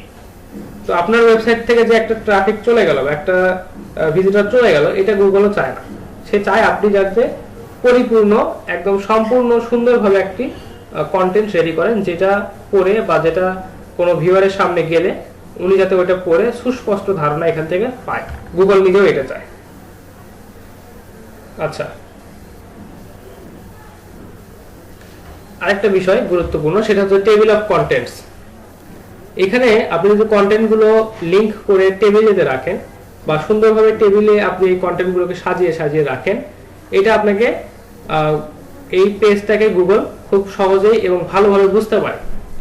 এখন দেখা যাচ্ছে যে আপনার যে এই পেজটাতে কোনো টেবিল ক্রিয়েট করা নাই, বা দেখা যাচ্ছে যে কোনো সেকশন ওয়াইজ এটাকে ভাগ করা নাই। আপনি জাস্ট এখানে কোডিং লিখছেন, দেখা যাচ্ছে যে মার্জিন, প্যাডিং বা পজিশনিং দিয়ে সবগুলো কন্টেন্ট ঠিকঠাক ভাবে মানে রাখছেন আর কি, মানে জোড়াতালি দিয়ে রাখছেন, কিন্তু গুগল এটাকে রিড করতে গুগলের প্রবলেম হবে।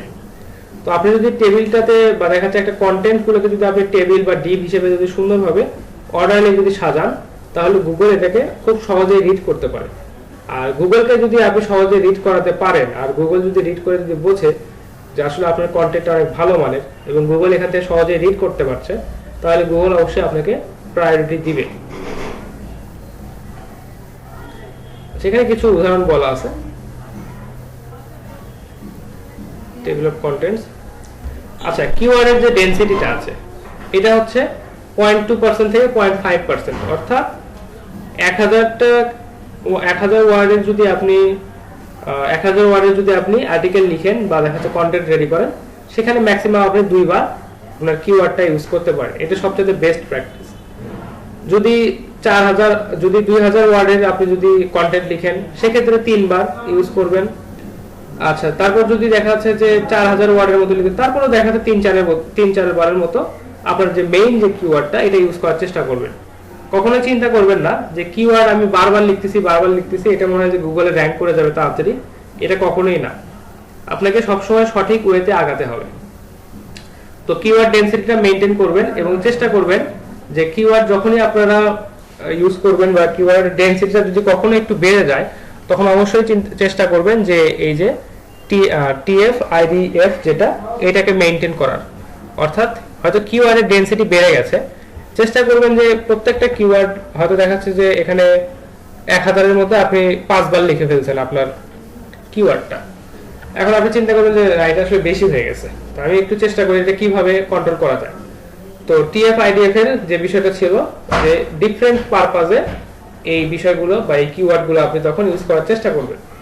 কন্টেন্টের মানটাকে ভালো করার চেষ্টা করবেন এবং ডিফারেন্ট পারপাজে এই কিওয়ার্ডটাকে আপনি এক্সপ্লেইন করার চেষ্টা করবেন।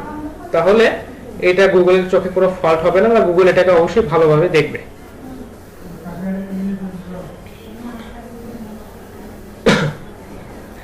আচ্ছা, তারপর যেটা আছে সেটা হচ্ছে যে লেটেন্ট সিমেন্টিক ইন্ডেক্সিং কিওয়ার্ড। আচ্ছা,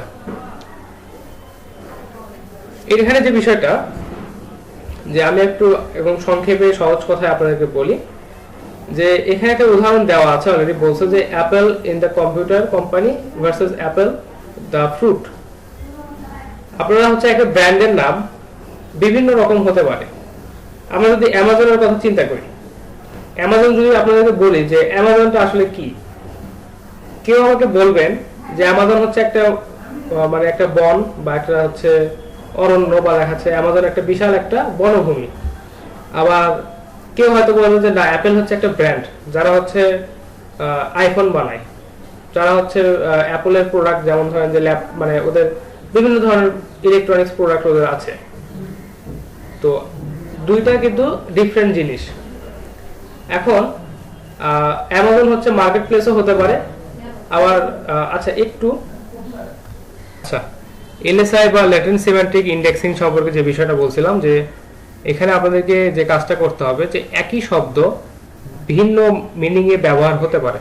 এখানে যে এক্সাম্পলটা দেওয়া আছে Apple the computer company and Apple the fruit. তো অ্যাপল একটা ফলের নামও হতে পারে, অ্যাপল একটা কোম্পানির নামও হতে পারে। তো দেখা যাচ্ছে অনেকেই তাদের ব্র্যান্ড নেমটাকে প্রতিষ্ঠা করে বিভিন্ন বড় বড় আচ্ছা স্ক্রিন শেয়ার আচ্ছা, তো আপনাদেরকে আসলে স্পেসিফিক ভাবে বলতে হবে যে আপনারা আসলে অ্যাপল কোম্পানি নাকি আপনারা অ্যাপল একটা ফ্রুট। আপনারা এখানে আসলে আপনাদের ব্লগ গুলোতে বা আপনাদের কন্টেন্ট গুলোতে আসলে এটা অ্যাপল বলে আপনারা কি মিন করছেন। কেউ হয়তো অ্যামাজন নিয়ে একটা আর্টিকেল লিখতে পারে, তো এখানে অ্যামাজনটাকে আপনাকে স্পেসিফাই করতে হবে যে আসলে অ্যামাজনটা কি আপনি যে বন যেটা আছে সেটাকে, অ্যামাজন ফরেস্ট যেটা আছে সেটাকে মিন করছেন, নাকি অ্যামাজন যে মার্কেট প্লেস আছে সেটাকে আপনি মিন করছেন। এই বিষয়টা আপনাকে একদম সুন্দরভাবে সুস্পষ্টভাবে আপনাকে বলতে হবে, তাহলে অবশ্যই গুগল আপনাকে প্রায়োরিটি দিবে। আচ্ছা, এরপরে যেটা যে স্পেসিফিক এই আপনার হচ্ছে এলএসআই এর যে বিষয়টা বললাম, যে লেটেন্ট সিমেন্টিক ইন্ডেক্সিং এর যে বিষয়টা, এটা যদি আপনার কিওয়ার্ড এবং হচ্ছে টাইটেল এন্ড ডেসক্রিপশনে যদি এটা আপনি স্পেসিফাই করেন বা দেখা যাচ্ছে যদি সুন্দরভাবে বলতে পারেন, দেন হচ্ছে আপনার এটা বেশি প্রায়োরিটি পাবে। যেমন আপনি হয়তো বললেন যে Apple computer price in Bangladesh, এটা এক ধরনের মিন করবে, এবং দেখা যাচ্ছে যে অ্যাপল প্রাইস ইন বাংলাদেশ, এটা আবার দুইটা জিনিসকে মিন করবে। হতে পারে সেটা ফোন বা দেখা যাচ্ছে কম্পিউটার, হতে পারে সেটা ফ্রুট। এখন আপনি হয়তো ফ্রুট ক্যাটাগরিতে যে fruit Apple fruit price in Bangladesh, তাহলে কিন্তু এই তিনটা জিনিস কিন্তু স্পেসিফাই হয়ে গেল। এখন সরি দুইটা জিনিস স্পেসিফাই হয়ে গেল, একটা হচ্ছে Apple fruit price in Bangladesh এবং অ্যাপল ব্র্যান্ডের যে অ্যাপল ফোনের বা Apple computer price in Bangladesh, এই দুইটা যখন আপনি আলাদাভাবে বললেন তখন এটা কিন্তু স্পেসিফাই হয়ে গেল। এখন আপনি শুধু বললেন যে অ্যাপল প্রাইস ইন বাংলাদেশ, কেউ ভাবতে পারে এটা ফ্রুট, কেউ ভাবতে পারে এটা কম্পিউটার বা দেখা যাচ্ছে মোবাইল ফোন। তো এই কারণে আপনাকে সুন্দরভাবে এই যে আপনার যে টাইটেল বা দেখা যাচ্ছে যে ডেসক্রিপশন ট্যাগগুলোতে এটাকে সুন্দরভাবে স্পেসিফাই করতে হবে। এরপর যে বিষয়টা আছে page covers topic in depth. বিষয়টা হচ্ছে যে আপনার আপনি যে কন্টেন্টটা ক্রিয়েট করতেছেন বা যে পেজটা ক্রিয়েট করতেছেন, এই পেজটা বা এই কন্টেন্টটা যেন আপনার টপিককে একদম কমপ্লিটলি ডেসক্রাইব করে এ টু জেড, অর্থাৎ এটার উপকারিতা অপকারিতা কিভাবে কাজ করে, কিভাবে এটা আপনি ইউজ করতে পারেন, প্রাইসটা কেমন, অন্য জায়গায় প্রাইস কেমন, আপনি কি অফার দিচ্ছেন, কেন অফার দিচ্ছেন, কেন এত কম রাখতে পারতেছেন, এই ধরনের বিষয়গুলো একদম কমপ্লিটলি আপনার কন্টেন্টে যদি থাকে গুগল এটাকে বেশি প্রায়োরিটি দেয়। কারণ একটু আগে আপনাদেরকে বললাম যে আপনার ওয়েবসাইটে যদি কেউ ভিজিট করতে আসার পর হয়তো এখানে দেখতেছে যে আপনি লিখতেছেন কম্পিউটার সিট বাংলাদেশ, এই কিওয়ার্ডের আন্ডারে আপনি একটা সুন্দর একটা আর্টিকেল লিখছেন। তো এইখানে কিছু বিষয় আছে যেগুলো আসলে বা দেখা যাচ্ছে যে এখানে কিছু টপিক আপনি উল্লেখ করছেন যেটা আসলে গুগলে সার্চ না করে বোঝা যাচ্ছে না। তো দেখা যাচ্ছে সে আবার ওই টপিকগুলো নিয়ে গুগলে সার্চ করলো, সার্চ করার পর কি হলো যে সে অন্য একটা ওয়েবসাইটে গিয়ে আবার ব্রাউজ করে সেটা দেখতেছে। তো গুগল চায় যে আপনার এই কন্টেন্টটা যেন সবকিছু একদম সুস্পষ্টভাবে বলা থাকে, আপনার একটা কন্টেন্টে শুরু থেকে শেষ পর্যন্ত একটা কমপ্লিট প্রসেস যেন বলা থাকে। এটা গুগল সবচেয়ে বেশি অ্যাপ্রিসিয়েট করে এবং তারা আপনার পেজটাকে র্যাঙ্কিং এর সামনে আনতে খুব বেশি সাহায্য করে এটা। আচ্ছা, কন্টেন্ট, আপনি যদি কন্টেন্ট ইন ডেপথ, এটা যদি এই গ্রাফটা যদি দেখেন যে যেই কন্টেন্টটাতে আপনি একদম ডেপথ আলোচনা করছেন বা একদম বিস্তারিত আলোচনা করছেন সেগুলো গুগলে সবসময় 1 থেকে 2 এইরকম সামনের দিকে থাকবে। আর যদি আপনি যত কম ডিসক্রাইব করবেন তত এটা হচ্ছে গুগলের র্যাঙ্কিং এর পেছনের দিকে যাবে। এটা জাস্ট সিম্পল একটা গ্রাফের মাধ্যমে তারা বলে দিয়েছে। টপিক কভারেজ, অর্থাৎ টপিক কভারেজ যত বেশি হবে তত আপনার জন্য ভালো হবে। আচ্ছা, আরেকটা উদাহরণ দিই। ধরেন আপনি প্রেসার কুকার সম্পর্কে একটা ওয়েবসাইটে অ্যাড দিচ্ছেন, ধরেন সাপোজ বললাম যে প্রেসার কুকার।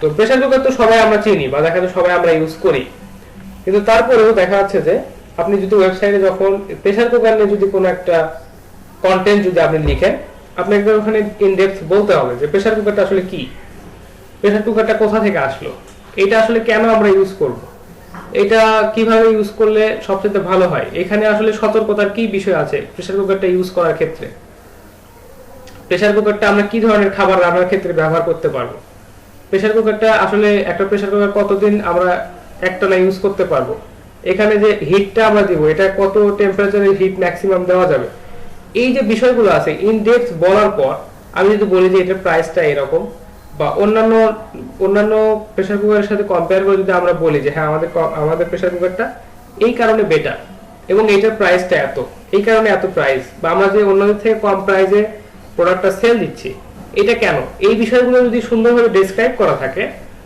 একদম এ টু জেড, তাহলে অবশ্যই গুগল আপনাদের এই কন্টেন্টটাকে বা আপনাদের ওয়েবসাইটটাকে প্রায়োরিটি বেশি দিবে। তো এটাকেই মূলত বলা হয়েছে যে page covers topic in depth. তারপর খুবই গুরুত্বপূর্ণ একটা বিষয়, এটা অলরেডি আপনাদেরকে বলা হয়েছে বা আপনারা তো অলরেডি জানেন যে page loading speed in HTML, অর্থাৎ আপনাদের পেজটা যে লোড হবে বা দেখা যাচ্ছে যে এই পেজটা লোড হতে গুগলে বা সার্চ ইঞ্জিনে কমপ্লিটলি লোড হতে কত সময় লাগছে। আপনাদেরকে বলছিলাম যে সময় যদি বেশি লাগে, লোডিং স্পিডটা কম যদি হয় বা সময় যদি বেশি লাগে তাহলে গুগল এটাকে পেছনের দিকে রাখার চেষ্টা করবে।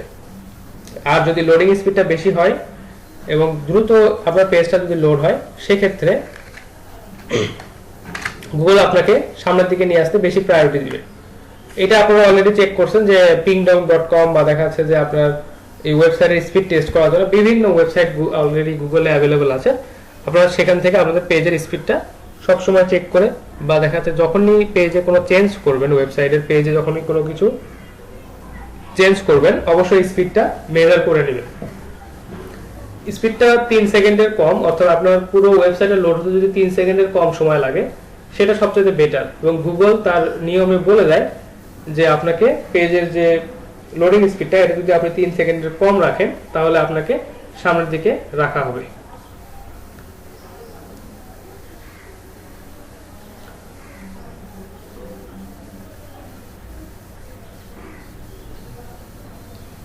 আচ্ছা, পেজ লোডিং স্পিড ভায়া ক্রোম, এটা যেটা বলছে যে ক্রোম ব্রাউজারে আসলে কি আপনার লোডিং স্পিডটা কেমন এটাকেও আপনাকে মেজার করতে হবে। তো এখানে কিছু বিষয় আছে, সেটা হচ্ছে যে পেজ লোডিং স্পিডটা আসলে ক্রোমে কত এটা শুধু আমাদেরকে কনসিডার করার বিষয় না, অন্যান্য ব্রাউজারে আমাদের পেজের লোডিং স্পিডটা কেমন হচ্ছে এটাও আমাদেরকে দেখতে হবে। আর আপনারা তো সবাই জানেন যে গুগল ক্রোমটা হচ্ছে যে গুগলের একটা প্রোডাক্ট। তো আপনার প্রোডাক্টে বা দেখা যাচ্ছে যে গুগলের প্রোডাক্টে আমাদের পেজটা যদি ভালোভাবে লোড হয়, অর্থাৎ আমরা যদি আমাদের পেজটাকে গুগল ক্রোমের অনুসারে যদি গড়ে তুলি, তাহলে অবশ্যই গুগল আমাদেরকে সামনের দিকে রাখবে বা আমাদেরকে বেশি প্রায়োরিটি দিবে। বিষয়টা কি বুঝতে পারলেন আপনারা? যে গুগলের যে প্রোডাক্ট অর্থাৎ গুগল ক্রোম, এইটার উপযোগী করে যদি আমরা আমাদের ওয়েবসাইটে গড়ে তুলি, তাহলে অবশ্যই গুগল আমাদেরকে বেশি প্রায়োরিটি দিবে, কারণ আমরা তাদের একটা প্রোডাক্টের অনুযায়ী বা দেখা যাচ্ছে প্রোডাক্টের যে চাহিদা সেই অনুযায়ী আমরা আমাদের সাইটটাকে ক্রিয়েট করতেছি। তো এতে করে যদি আমাদের সাইটটাতে যদি ভালো কোনো কন্টেন্ট থাকে, তাহলে গুগল ক্রোমের ইউজারটাও বাড়বে, বা গুগল ক্রোমে যদি তারা ভালো ইন্টারফেস পায় বা ভালো ফ্লেক্সিবিলিটি পায়, তাহলে অবশ্যই তারা গুগল ক্রোমটাতে বেশি ইউজ করার চেষ্টা করবে। তো গুগল অবশ্যই তখন আপনাকে বা আপনার ওয়েবসাইটটাকে সামনের দিকে নিয়ে আসতে আপনাকে হেল্প করবে।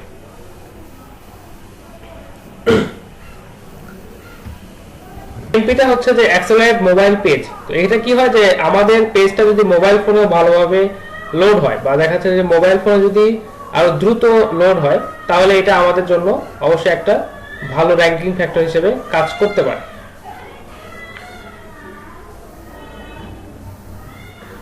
আচ্ছা, তো আমরা একটা বিষয় যখন অফ পেজ এসে যখন আমরা আলোচনা করছিলাম, আমরা বলছিলাম যে আমাদের সাইটটা যদি মোবাইল ফোনে যদি সবচাইতে বেশি কমফোর্টেবল হয় বা দেখা যাচ্ছে মোবাইল ফোনে যদি আমাদের সাইটটা খুব ভালোভাবে আপলোড বা লোড হয় বা দেখা যাচ্ছে মোবাইল ফোন থেকে যদি আমরা ভালোভাবে ব্রাউজ করতে পারি, গুগল অবশ্যই এটাকে র্যাঙ্কিং ফ্যাক্টর হিসেবে দেখে। তার কারণটা হচ্ছে যে 56% অফ গুগল ইউজার তারা হচ্ছে গুগলকে ইউজ করা হচ্ছে তাদের মোবাইল ফোন থেকে।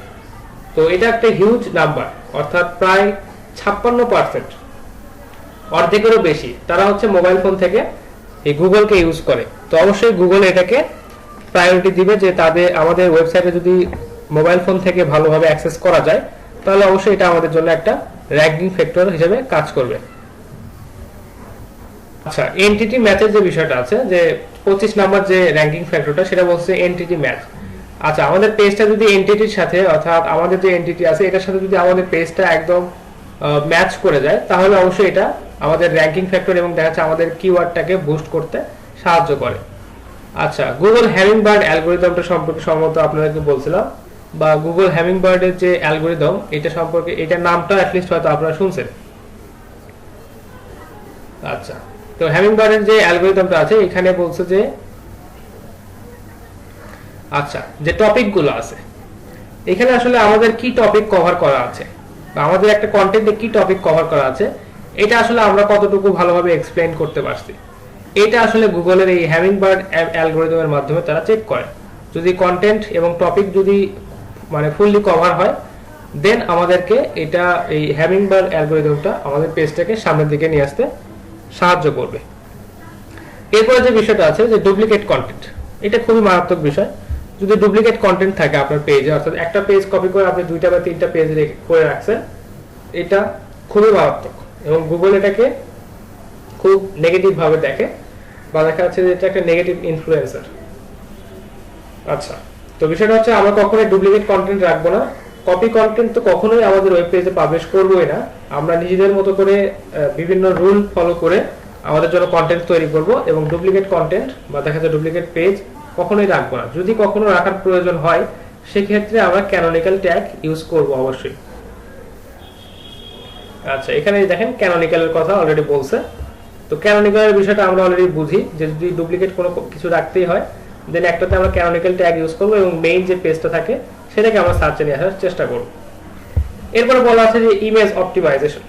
তো ইমেজ অপটিমাইজেশনের যে বিষয়টা আপনাদেরকে অলরেডি বলা হয়েছে যে ইমেজের সাইজটা যত ছোট রাখা যায় ততই বেটার, আমাদের সাইটের লোডিং স্পিডটা বাড়ায় দিবে এবং লোডিং টাইমটা কমায় দিবে।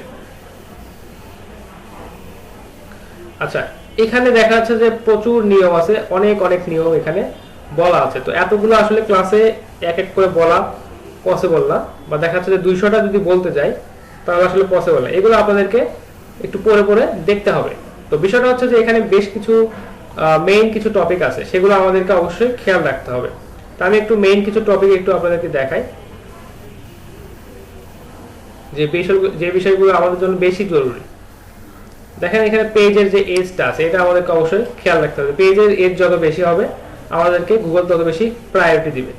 আচ্ছা, এখানে সাইট লেভেলের যে ফ্যাক্টরগুলো আছে, যে কন্টাক্ট আস পেজ থাকতেই হবে। কন্টাক্ট আস পেজ যদি থাকে গুগল অবশ্যই এটাকে একটু ভালোভাবে দেখে। তারপর হচ্ছে ডোমেনের যে ট্রাস্ট বা ডোমেনের ট্রাস্টের যে র্যাঙ্ক আছে এটা আমাদেরকে চেক করে দেখতে হবে।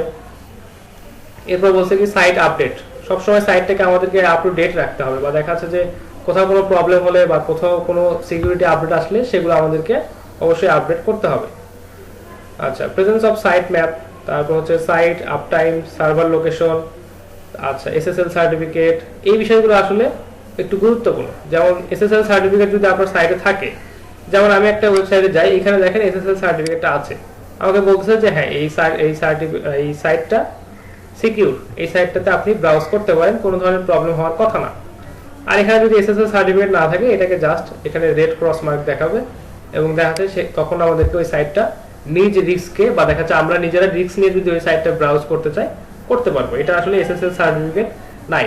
তো অনেকেই আছে যারা একটু তাদের ডেটা বা দেখাচ্ছে তাদের ডিভাইস নিয়ে একটু চিন্তিত থাকে বেশিরভাগ সময়, বা সেনসিটিভ যারা এই বিষয়গুলো নিয়ে, তারা চিন্তা করেন না আমরা এই ধরনের সাইটে ভিজিট করবো না, এই ধরনের সাইটে এসএসএল নাই, হয়তো আমার ডিভাইসে কোনো প্রবলেম হতে পারে বা কোনো বাগ বা কোনো ভাইরাস চলে আসতে পারে। তো যার কারণে তারা এই বিষয়টাকে প্রায়োরিটি দেয় যে এসএসএল সার্টিফিকেট থাকা অবশ্যই এটা আমাদের সাইটের জন্য অনেক ভালো একটা বিষয়। এখানে আরো প্রচুর বিষয় আছে, দেখেন যে মোবাইল অপটিমাইজ, ইউটিউব, আচ্ছা বা এই বিষয়গুলো যদি আমরা আমাদের সাইটে যদি অ্যাড করি, বা আমাদের সাইটের যদি ইউটিউব চ্যানেল বা দেখা যাচ্ছে যে অন্যান্য সোশ্যাল মিডিয়া পেজ যদি থাকে, সেটা অবশ্যই আমাদের সাইটটাকে ইমপ্রুভ করতে সাহায্য করে। এখানে প্রচুর ফ্যাক্টর আছে, প্রায় 200টা এখানে দেখেন। আচ্ছা, ব্যাকলিংক যে ফ্যাক্টরগুলো আছে এগুলো একটু দেখি, কারণ আমরা যেহেতু অফ পেজ এসইওর কাজ যখন আমরা করতেছি তখন অবশ্যই আমাদেরকে এই ব্যাকলিংক ফ্যাক্টরগুলো একটু ভালোভাবে জানতে হবে, কারণ আমরা কিছুদিন আগে ব্যাকলিংকের বিষয়গুলোই দেখলাম আর কি, বা ব্যাকলিংক কিভাবে ক্রিয়েট করে এই বিষয়গুলো একটু আগে শেখা হলো। আচ্ছা, লিঙ্কিং ডোমেইন এজ, অর্থাৎ যে ডোমেইনটার সাথে আপনি লিঙ্ক করছেন সেই ডোমেইনটার এজ কেমন, এটা আমাদেরকে অবশ্যই যদি আমরা পারি একটু মেজার করতে হবে, অর্থাৎ ভালো মানের ওয়েবসাইটের সাথে আমাদেরকে লিঙ্কিং করতে হবে। আচ্ছা, যদি আমরা নর্মাল সাইট বা দেখা যাচ্ছে যে নতুন কোনো সাইটের সাথে লিঙ্কিং করি সেটা খুব একটা বেশি ইফেক্টিভ হবে না। আচ্ছা, তো এই বিষয়গুলো এখানে সুন্দরভাবে স্পষ্টভাবে বলা আছে, আপনারা চাইলে এগুলো পোস্ট করে এগুলো আপনারা অবশ্যই পড়ে পড়ে দেখবেন, কারণ 200টা ফ্যাক্টর এইভাবে ক্লাসে প্রত্যেকটা ধরে ধরে বলা আসলে পসিবল না, আপনাদের কারো মনেও থাকবে না। তো আপনারা চেষ্টা করবেন যে এই ডোমেইন ফ্যাক্টরগুলো গুগল র্যাঙ্কিং এর যে ফ্যাক্টরগুলো আছে এগুলো পড়ে পড়ে দেখা, এবং যদি আপনাদেরকে কোনো কাজ কেউ দেয় যে হচ্ছে আপনার পেজটা একটু চেক করে দেখেন যে কোথায় প্রবলেম হচ্ছে, কি বিষয়টাতে সমস্যা, বা কোন কাজটা আমরা করতে পারছি, বা দেখা যাচ্ছে কোন কাজটা আরো ভালোভাবে করলে আমাদের এখানে সুবিধা হতো, তাহলে আপনারা এটা বুঝতে পারবেন। এখন বিষয়টা হচ্ছে যে যদি আপনাদেরকে কাজ করতেই দেয় যে আমাদের সাইটটা একটু সার্চ করে দেখেন যে কোথায় কি প্রবলেম, তখন আপনারা চাইলে এগুলো মিলায়ে দেখতে পারেন যে হ্যাঁ এই বিষয়গুলো আছে কিনা, বা লিঙ্ক ফ্রম অথরিটি সাইট এগুলো আছে কিনা, এই বিষয়গুলো আপনারা দেখবেন। তো নর্মালি এই এসইও এক্সপার্টরা যখন কোনো কিছু কাজ করতে যায়, বা এসইও এক্সপার্টরা যখন কোনো একটা সাইট নিয়ে যখন কাজ করতে যায়, তারা আগে সাইটটাকে খুব ভালোভাবে ভিজিট করে, তারা এই বিষয়গুলো বা এই ফ্যাক্টরগুলোকে অ্যানালাইসিস করে, সাইট ম্যাপগুলো দেখে, বা দেখাচ্ছে সাইটটা নিয়ে তারা সাইটের যে প্রিভিয়াস যে হিস্ট্রি আছে এগুলো তারা চেক করার পর তারা দেখে যে কোথায় কি প্রবলেম, এই সাইটটা কেন র্যাঙ্ক করছে না, তারা এই বিষয়গুলোকে সুন্দরভাবে অ্যানালাইসিস করার পর তারা এগুলোকে একটা রিপোর্ট হিসেবে তৈরি করে, রিপোর্ট তৈরি করার পর তারা হচ্ছে সাইট মানে ওয়েবসাইটের যিনি ওনার আছে তার সাথে ডিসকাশনে যায় যে হ্যাঁ আপনার এখানে এই ধরনের প্রবলেম, এতগুলো প্রবলেম, এই প্রবলেমগুলো ফিক্স করতে হবে, এতদিন সময় লাগবে, এই পরিমাণ বাজেট থাকতে হবে বা এই পরিমাণ আপনাকে ব্যয় করতে হবে, দেন আপনারা এই এসইও কাজগুলো শুরু করতে পারেন। তো অবশ্যই আমরা কি কাজ করতে যাচ্ছি, কোথায় কি প্রবলেম, এটা অবশ্যই আমাদেরকে ভালোভাবে জানতে হবে। তো এই কারণে এই গুগল র্যাঙ্কিং ফ্যাক্টরস গুলো আমাদের জানা প্রয়োজন। এই ফাইলটা আমি আপনাদের গুগল ক্লাসরুমে পোস্ট করে দিচ্ছি, ওইখান থেকে নিয়ে আপনারা এটা পড়ে দেখবেন যে কোন ধরনের ফ্যাক্টর কিভাবে কাজ করছে, এগুলো নিয়ে আপনারা একটু পড়াশোনা করবেন, একটু রিসার্চ করবেন। হ্যাঁ, ফ্যাক্টর নিয়ে মোটামুটি আলোচনা হলো। তো ফ্যাক্টরের যে বিষয়গুলো আছে আপনারা একটু যখন এই বিষয়গুলো অ্যাপ্লাই করবেন তখন প্রত্যেকটা ফ্যাক্টর মিলাই কোন একটা ওয়েবসাইটকে চেক করার চেষ্টা করবেন যে একটা ওয়েবসাইটকে টার্গেট প্র্যাকটিক্যালি করতে হবে আসলে, না হলে হ্যাঁ সেফটি আসলে কাজ করা যাবে না। সেটাই, না হলে আপনি 208টা বা 209টা ফ্যাক্টর পড়ে বসে থাকলেন, মুখস্থ করলেন, কিন্তু আসলে কোনো কাজ হবে না। সেটাই, তো আপনার যে কাজটা করতে হবে প্রত্যেকটা ফ্যাক্টরকে আপনি পয়েন্ট আউট করবেন, করে একটা ওয়েবসাইটকে টার্গেট করে ওই ফ্যাক্টরগুলো ওই ওয়েবসাইটের সাথে মিলাবেন। প্রথমে চিন্তা করবেন যে একটা ভালো মানের একটা ওয়েবসাইট, অর্থাৎ যেটা গুগল র্যাঙ্কে প্রথমে আছে সেই ধরনের একটা ওয়েবসাইটকে আপনি চেক করার চেষ্টা করবেন। তো তাহলে দেখবেন যে অনেক কিছু মিলে যাচ্ছে এবং আপনি ওই আর্টিকেলটা পড়ার বা দেখা যাচ্ছে যে ওই 209টা আপনার হচ্ছে ফ্যাক্টর পড়ার আপনি একটা এনার্জি পেয়ে যাবেন যে হ্যাঁ এখানে যেটা দেখতেছি এটা এখানে মিলে যাচ্ছে, তখন আপনি পড়তে আগ্রহী হবেন। এর পরবর্তীতে যেটা কাজ করবেন যে একটা দেখবেন যে গুগল রেজাল্টের অনেক দূরে আছে এই ধরনের একটা পেজ বা একটা ওয়েবসাইট নিয়ে একটু অ্যানালাইসিস করে দেখবেন যে কম্পেয়ার করে দেখবেন ওইখানে অনেক বিষয় মিসিং আছে এবং এই ফ্যাক্টরগুলো মিসিং থাকার কারণেই ওই পেজটা কিন্তু গুগল সার্চ থেকে অনেক দূরে আছে বা একদম দেখাচ্ছে লাস্ট পেজে আছে বা 300-400তম রেজাল্টে তাকে দেখাচ্ছে। তো এই বিষয়টা আমাদেরকে একটু নিজেরা প্র্যাকটিস করে দেখতে হবে। আচ্ছা, তো আমি একটা বিষয় একটু বলি যে যখনই আমরা কোনো সাইট ডেভেলপ করব বা যখনই কোনো বিষয় বা কোনো কাজ আমরা যখন করব আমাদেরকে আমাদের নিশটাকে অর্থাৎ আমাদের যে টার্গেট বা আমাদের যে ফোকাস এটাকে আগে ফিক্স করতে হবে। আচ্ছা, তো এটা আমরা কিভাবে ফিক্স করব, এটার কিছু বিষয় আছে যে আমরা যে একটা ওয়েবসাইট বানাচ্ছি বা আমরা যে একটা ওয়েবসাইট ক্রিয়েট করব বা আমরা যে কোনো কাজে যদি একটা ওয়েবসাইট আমরা নিজেদের জন্য বানাই বা কোনো কোম্পানির জন্য বানাই, দেন আমাদেরকে তাদের নিশ এবং তাদের ফোকাস এই দুটো বিষয় জানতে হবে। অর্থাৎ তারা আসলে কি চাচ্ছে, তাদের লক্ষ্যটা কি, তারা কি ধরনের কাজ এখানে করতে চায়। তো এটা তাদের সাথে বা ক্লায়েন্টের সাথে কথা বলে তাদের যে টার্গেট বা তারা যেভাবে এগোতে চাচ্ছে এটা আপনাকে বুঝতে হবে। দেন তারা কিভাবে এসইও করলে ওই টার্গেটটা অ্যাচিভ করতে পারবে এই বিষয়টা আপনাকে বুঝতে হবে। আর এটার জন্য আপনাকে ফ্যাক্টর অ্যানালাইসিস করতে হবে। ফ্যাক্টর অ্যানালাইসিসের পাশাপাশি অফ পেজ এসইও করতে হবে। অন পেজ এসইওতে যদি কোনো প্রবলেম থাকে ডেভেলপারকে বলতে হবে, বা যদি ডিজাইনে কোনো প্রবলেম থাকে সেগুলো ডেভেলপারকে দিয়ে সারায় নিতে হবে। যদি এখানে ইমেজের কোনো ইস্যু থাকে ইমেজের সাইজগুলোকে রিডিউস করে নিতে হবে। কন্টেন্ট রাইটারকে অবশ্যই বলতে হবে যে আপনি এই বিষয়গুলো ফোকাস করে কন্টেন্ট লেখার চেষ্টা করেন। এখানে যে বারবার কিওয়ার্ড দিবেন কন্টেন্ট যে অনেক ভালো হয়ে যাবে তা কিন্তু না। তো বিষয়গুলো একদম পারফেক্টলি যদি আপনারা হ্যান্ডেল করতে পারেন একটা টিম হয়ে, ডিজাইন থেকে শুরু করে এসইও বা দেখা যাচ্ছে যে কন্টেন্ট রাইটিং বা রেগুলার কন্টেন্ট আপডেট এই ধরনের বিষয়গুলো যদি আপনারা একদম পারফেক্টলি হ্যান্ডেল করতে পারেন তাহলে আপনার ওয়েবসাইটটা সামনের দিকে আসবে। আচ্ছা, আপনাদেরকে র্যাঙ্কিং ফ্যাক্টরের সময় একটা বিষয় বলা হয়েছিল এরকম যে একদম 100% মিলে যায় আপনার নামের সাথে বা দেখা যাচ্ছে যে একদম দেখা যাচ্ছে কম্পিউটার এই যে ডোমেইনটা একদম দেখা যাচ্ছে আপনার কিওয়ার্ডের সাথে 100% ম্যাচ, এই ধরনের কিওয়ার্ড আসলে না নেওয়ার জন্য বলা হয়েছে। তো এর কারণটা কি, এই কারণটা একটু ব্যাখ্যা করি। যদি একদম 100% মিলে যায় এই ধরনের কিওয়ার্ড এবং দেখা যাচ্ছে এই ধরনের ডোমেইন যদি আপনি নেন যেগুলোর আসলে চাহিদা অনেক বেশি, হয়তো আপনি অনেক টাকা খরচ করে নিলেন কিন্তু বিষয়টা হচ্ছে এই সাইটগুলো র্যাঙ্ক করতে আপনার অনেক কষ্ট হবে। আপনারা একটা জিনিস চিন্তা করেন যে আপনারা যখন ব্যাকলিংক ক্রিয়েট করলেন, আমরা তো কোনো ক্লায়েন্টের জন্য কাজ করি না, যখন আমরা ব্যাকলিংক ক্রিয়েট করা প্র্যাকটিস করলাম বা যখন আমরা ব্যাকলিংক সাবমিশন বা লিঙ্ক বিল্ডিং এর কাজ যখন করলাম তখন তো কেউ আমাদেরকে কোনো লিঙ্ক দেয় নাই। আমরা বিভিন্ন ওয়েবসাইট থেকে একটা করে লিঙ্ক নিয়ে জাস্ট প্র্যাকটিস করছি যে ঠিক আছে তাদের ওয়েবসাইটে আমরা একটু ব্যাকলিংক করে দেখি যে আমরা এটা পারি কিনা, বা কোথাও থেকে একটা লিঙ্ক নিয়ে আমরা একটা প্রোফাইলে হোক বা সোশ্যাল বুকমার্কিং এর মাধ্যমে হোক বা বিভিন্ন ভাবে আমরা এটাকে ব্যাকলিংক ক্রিয়েট করার চেষ্টা করছি। তো আমরা সবসময় চেষ্টা করছি যে হাই ডিএ হাই পিএ এবং যেগুলো আপনার হচ্ছে সার্চ ভলিউম অনেক বেশি এই ধরনের সাইটগুলোতে আমরা আমাদের ব্যাকলিংকগুলো ক্রিয়েট করব, বা এই ধরনের সাইটগুলোর সাথে আমরা আমাদের ব্যাকলিংক ক্রিয়েট করার চেষ্টা করব। এখন বিষয়টা হচ্ছে আমরা যদি একটু দেখাই কম্পিটিটরের যে বিষয়টা, কম্পিটিশনের যে বিষয়টা আছে, কম্পিউটার বাংলাদেশ লিখে যদি আমি সার্চ দেই, সার্চ দেওয়ার পর দেখেন এইখানে এই পেজটা দেবো, অর্থাৎ প্রথম পেজে যারাই আসছে এরা মোটামুটি একে অপরের কম্পিটিটর। এখন বিষয়টা হচ্ছে যে আমি আমার সাইটটাকে ডেভেলপ করতেছি, এও এই স্টারটেক বিডি এরাও এদের সাইটটাকে ডেভেলপ করতেছে। রায়ান্স কম্পিউটার .com এরাও সাইট বিল্ডিং করতেছে বা দেখা যাচ্ছে লিঙ্ক বিল্ডিং করতেছে। villagebd.com এরাও এদের সাইটটাকে সবসময় ব্যাকলিঙ্ক বা দেখা যাচ্ছে যে মেইনটেনেন্স করতেছে। এখন বিষয় হচ্ছে এইখানে দুই ধরনের অ্যাপ্রোচ থাকতে পারে, একটা হচ্ছে পজিটিভ অ্যাপ্রোচ, একটা হচ্ছে নেগেটিভ অ্যাপ্রোচ। এখন কেউ কি করে যে কেউ একটা কাজ করে যে অন্যকে পেছনে ফেলে, অর্থাৎ অন্যের ক্ষতি করে তাকে পেছনে ফেলে কেউ একজন সামনে যায়, আবার কেউ চেষ্টা করে যে তার থেকে অনেক ভালো কাজ করে অনেক ভালোভাবে আমার সাইটটাকে ডেভেলপ করে আমি একদম পজিটিভ ওয়েতে সামনে যাব। তো এখানে দুইটা বিষয় কাজ করে, একটা হচ্ছে পজিটিভ থিঙ্কিং, একটা হচ্ছে নেগেটিভ থিঙ্কিং। একটা বিষয় যদি বলি যে হয়তো একটা রেস হচ্ছে, রেসটাতে ধরেন যে শফিকুল ইসলাম এবং রিয়াজুল ইসলাম এরা দুজন হচ্ছে রেসটাতে অংশগ্রহণ করছে। এখন রিয়াজুল ইসলামের ইন্টেনশনটা হচ্ছে যে আমি দ্রুত দৌড়ে এই রেসটাতে সামনের দিকে চলে যাব, আর শফিকুল হয়তো ভাবতেছে যে আমি হচ্ছে রিয়াজুল ইসলামকে ফেলে দিয়ে আমি সামনে চলে যাব। এই যে ধরেন যে পজিটিভ এবং নেগেটিভ একটা ইন্টেনশন, এটা আসলে আমি শফিকুল বা দেখা যাচ্ছে রিয়াজুলকে বিন করে বলতেছি না, আমি জাস্ট একটা উদাহরণ হিসেবে বললাম। তো এটা আবার কেউ পার্সোনালি নিয়েন না।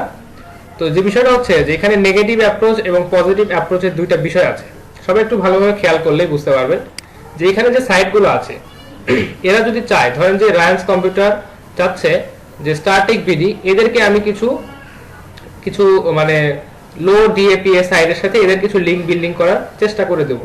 দেখা যায় কেউ হয়তো এদের লিঙ্কটা এখান থেকে কপি করে নিয়ে বিভিন্ন স্প্যামিং সাইট বা দেখা যাচ্ছে বিভিন্ন জায়গায় গিয়ে পোস্ট করে দিল।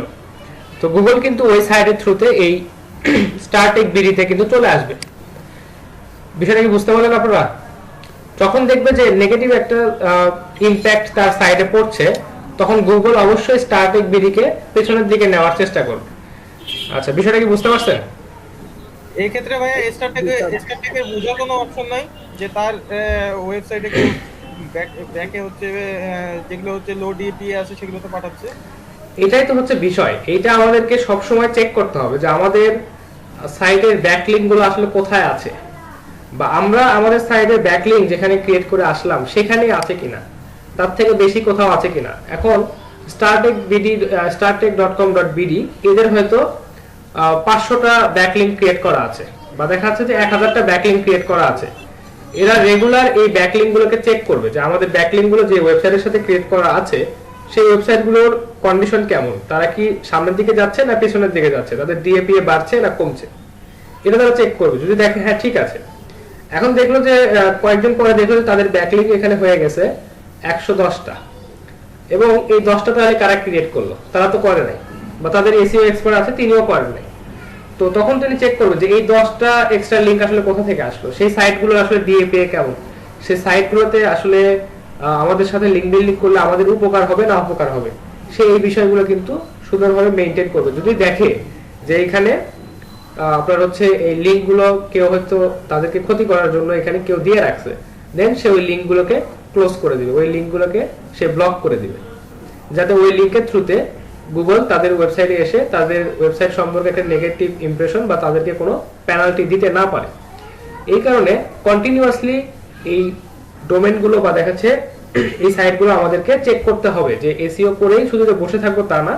যখন আমরা ফার্স্ট পেজে চলে আসবো বা যে ফার্স্ট পেজে যে সাইটগুলো আছে এরা সবসময় কম্পিটিটর অ্যানালাইসিস বা দেখাচ্ছে নিজেদেরকে সবসময় একটা সেফ প্লেসে রাখে যে হ্যাঁ কেউ যাতে আমাদের ওয়েবসাইটে ক্ষতি করতে না পারে। বিষয়টা কি বুঝতে পারছেন আপনারা? আচ্ছা, তো এই ক্ষেত্রে হ্যাঁ নওশের বলেন। হ্যাঁ জি ভাইয়া, বুঝতে পারছি, ইস্যুটা বুঝতে পারছি। তো কম্পিটিটর তো সবসময় চাবে ভাইয়া যে আমি আমার যে কম্পিটিটর আছে সেজন্য তার জন্য ওয়েবসাইট র্যাঙ্ক না হয়, স্বাভাবিক। আচ্ছা, তো এটাই হচ্ছে বিষয় যে আমাদেরকে সবসময় কিন্তু খোঁজ খবর রাখতে হবে যে আমাদের ব্যাকলিংক গুলো আসলে কোথায়, আমরা আসলে যেগুলো ব্যাকলিংক রাখছি এর বেশি কোনো আসতেছে কিনা।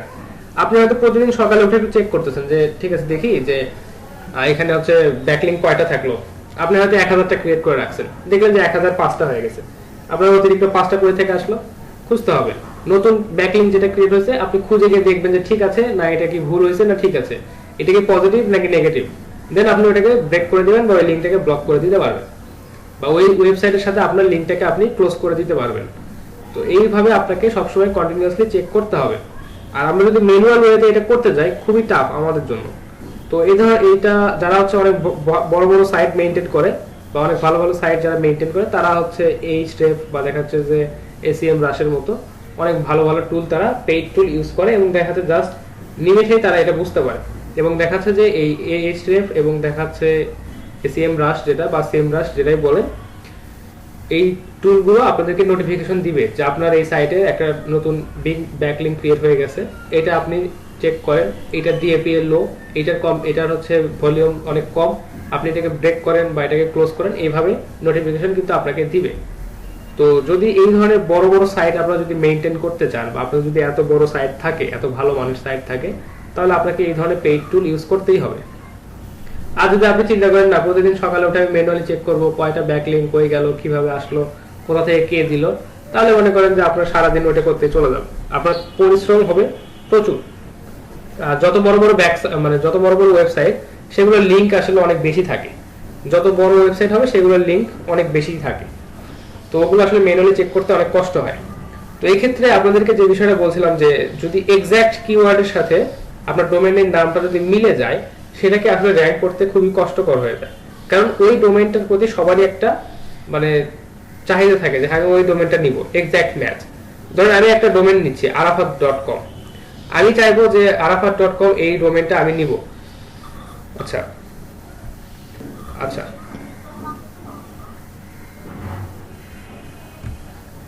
আচ্ছা তো বিষয়টা হচ্ছে যেটা যে যদি এক্সাক্ট ম্যাচ কিওয়ার্ডের সাথে আপনি যদি ডোমেইনটা নেন, যেমন আমি যদি একটা ডোমেইন নিতে চাই যে আমার পোর্টফোলিও বা দেখাচ্ছে যে আমার কোনো ব্যক্তিগত কাজের জন্য বা আমার কাজের জন্য আমি একটা ডোমেইন ইউজ করব যেটার নাম হবে arafat.com। তো আরাফাত নামের দেখাচ্ছে যে সারা বাংলাদেশে অনেক আছে। তো এখন এই নামে যদি আমি এক্সাক্ট ম্যাচের যে ডোমেইনটা এটা যদি আমার কাছে অ্যাভেলেবল হয় বা আমি যদি পেয়েও যাই, দেখবেন যে এখানে অনেকের টার্গেট বেশি থাকবে এবং ওই ডোমেইনটা ইউজ করে যদি আমি কোনো সাইট বিল্ড করতে যাই, দেখা যাচ্ছে আমার অনেক পরিশ্রম করতে হবে বা সবসময় কন্টিনিউয়াসলি চেক করতে হবে। তো এটা হচ্ছে সবসময় বেটার যে এক্সাক্ট ম্যাচ কিওয়ার্ড এবং দেখা যাচ্ছে যে এক্সাক্ট ম্যাচ ডোমেইন নেম এটা নেওয়া খুব একটা বেশি উচিত হবে না। আপনাদেরকে কম্পিটিশনটা এখানে অনেক হাই, আপনাদেরকে পার্শিয়াল ম্যাচ বা দেখা যাচ্ছে যে এই ধরনের ডোমেইন নিতে হবে যেটাতে আপনাদের কিওয়ার্ডটা হয়তো প্রথমে আছে বা দেখা যাচ্ছে যে আপনার এই পুরো ডোমেইনের মধ্যে কোথাও আপনার কিওয়ার্ডটা আছে। তো এটাই ছিল হচ্ছে আপনাদের এক্সাক্ট ম্যাচ কিওয়ার্ডের সাথে এক্সাক্ট ম্যাচ ডোমেইন না নেওয়া একটা মূল কারণ। আশা করি বিষয়টা সবাই বুঝতে পারছেন। আচ্ছা জি ভাই বোঝা গেছে। আচ্ছা তো এখন যে বিষয়টা আমরা হচ্ছে নিশ নিয়ে কথা বলছিলাম যে আমরা কি ধরনের নিশ সিলেক্ট করব বা কি ধরনের নিশ নিয়ে আমরা কাজ করব, এই বিষয়টা আমাদেরকে অবশ্যই সুন্দরভাবে বুঝতে হবে। তো নিশ যদি আমাদের ক্লিয়ার না থাকে বা দেখা যাচ্ছে নিশ নিয়ে যদি আমরা স্পষ্ট ধারণা না রাখি, তাহলে আসলে আমাদের কাজ করাটা খুব টাফ হয়ে যাবে। কারণ আমরা কি নিয়ে কাজ করছি বা আমাদের যে ওয়েবসাইটটা আমরা অ্যানালাইসিস করতেছি বা ক্লায়েন্ট আমাদেরকে বলছে যে আমাদের এই ওয়েবসাইটটা একটু আপনি অ্যানালাইসিস করে দেখেন যে এখানে কোথায় কি প্রবলেম, অবশ্যই আপনাকে তার নিশটা জানতে হবে যে তিনি আসলে কাদেরকে টার্গেট করছেন, কি ধরনের প্রোডাক্ট তার, কি ধরনের বিষয় তিনি এখানে কন্টেন্ট লিখতে চাচ্ছেন, এই বিষয়গুলো আগে স্পষ্ট ধারণা নিতে হবে। দেন এই ফ্যাক্টরগুলোকে অ্যানালাইসিস করে দেখতে হবে তার নিশ এবং এই ফ্যাক্টরগুলো এবং তার ওয়েবসাইটটা যথাযথভাবে কাজ করছে কিনা। আমরা যদি কম্পেয়ার করে দেখি প্রত্যেকটা ফ্যাক্টরের সাথে আমরা যদি তাদের ওয়েবসাইটে কম্পেয়ার করে দেখি, অবশ্যই সেখান থেকে কিছু ফল্ট বা দেখাচ্ছে কিছু বিষয়ের ত্রুটি আমাদের চোখের সামনে চলে আসবে এবং দেন আমরা এই বিষয়টা তাদেরকে রিপোর্ট করব।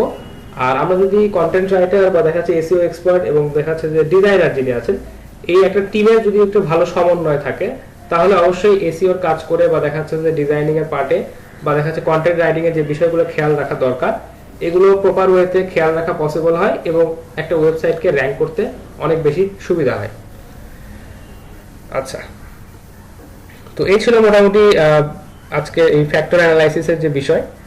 তো এখন কারো যদি কোনো প্রশ্ন থাকে একটু আমাকে বলেন যে গুগল র্যাঙ্কিং ফ্যাক্টর বা দেখা যাচ্ছে র্যাঙ্কিং এর ক্ষেত্রে যে ফ্যাক্টরগুলো বা নিশ সিলেকশন বা দেখা যাচ্ছে কিভাবে আমরা একটা সাইটকে কম্পেয়ার করে দেখবো যে এখানে আসলে ফ্যাক্টর অ্যানালাইসিস গুলো ঠিকঠাক কাজ করছে কিনা, এই বিষয়গুলো সম্পর্কে যদি কারো কোনো প্রশ্ন থাকে একটু বলবেন। আবু নওশের, নাইম ইসলাম আকাশ, ফারহানা লিমা, আফসানা, রিয়াজুল ইসলাম রিয়াজ, কারো যদি কোনো প্রশ্ন থাকে একটু বলবেন।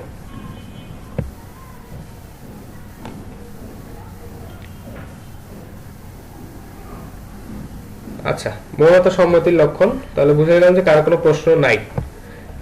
না ভাই কোশ্চেন নাই।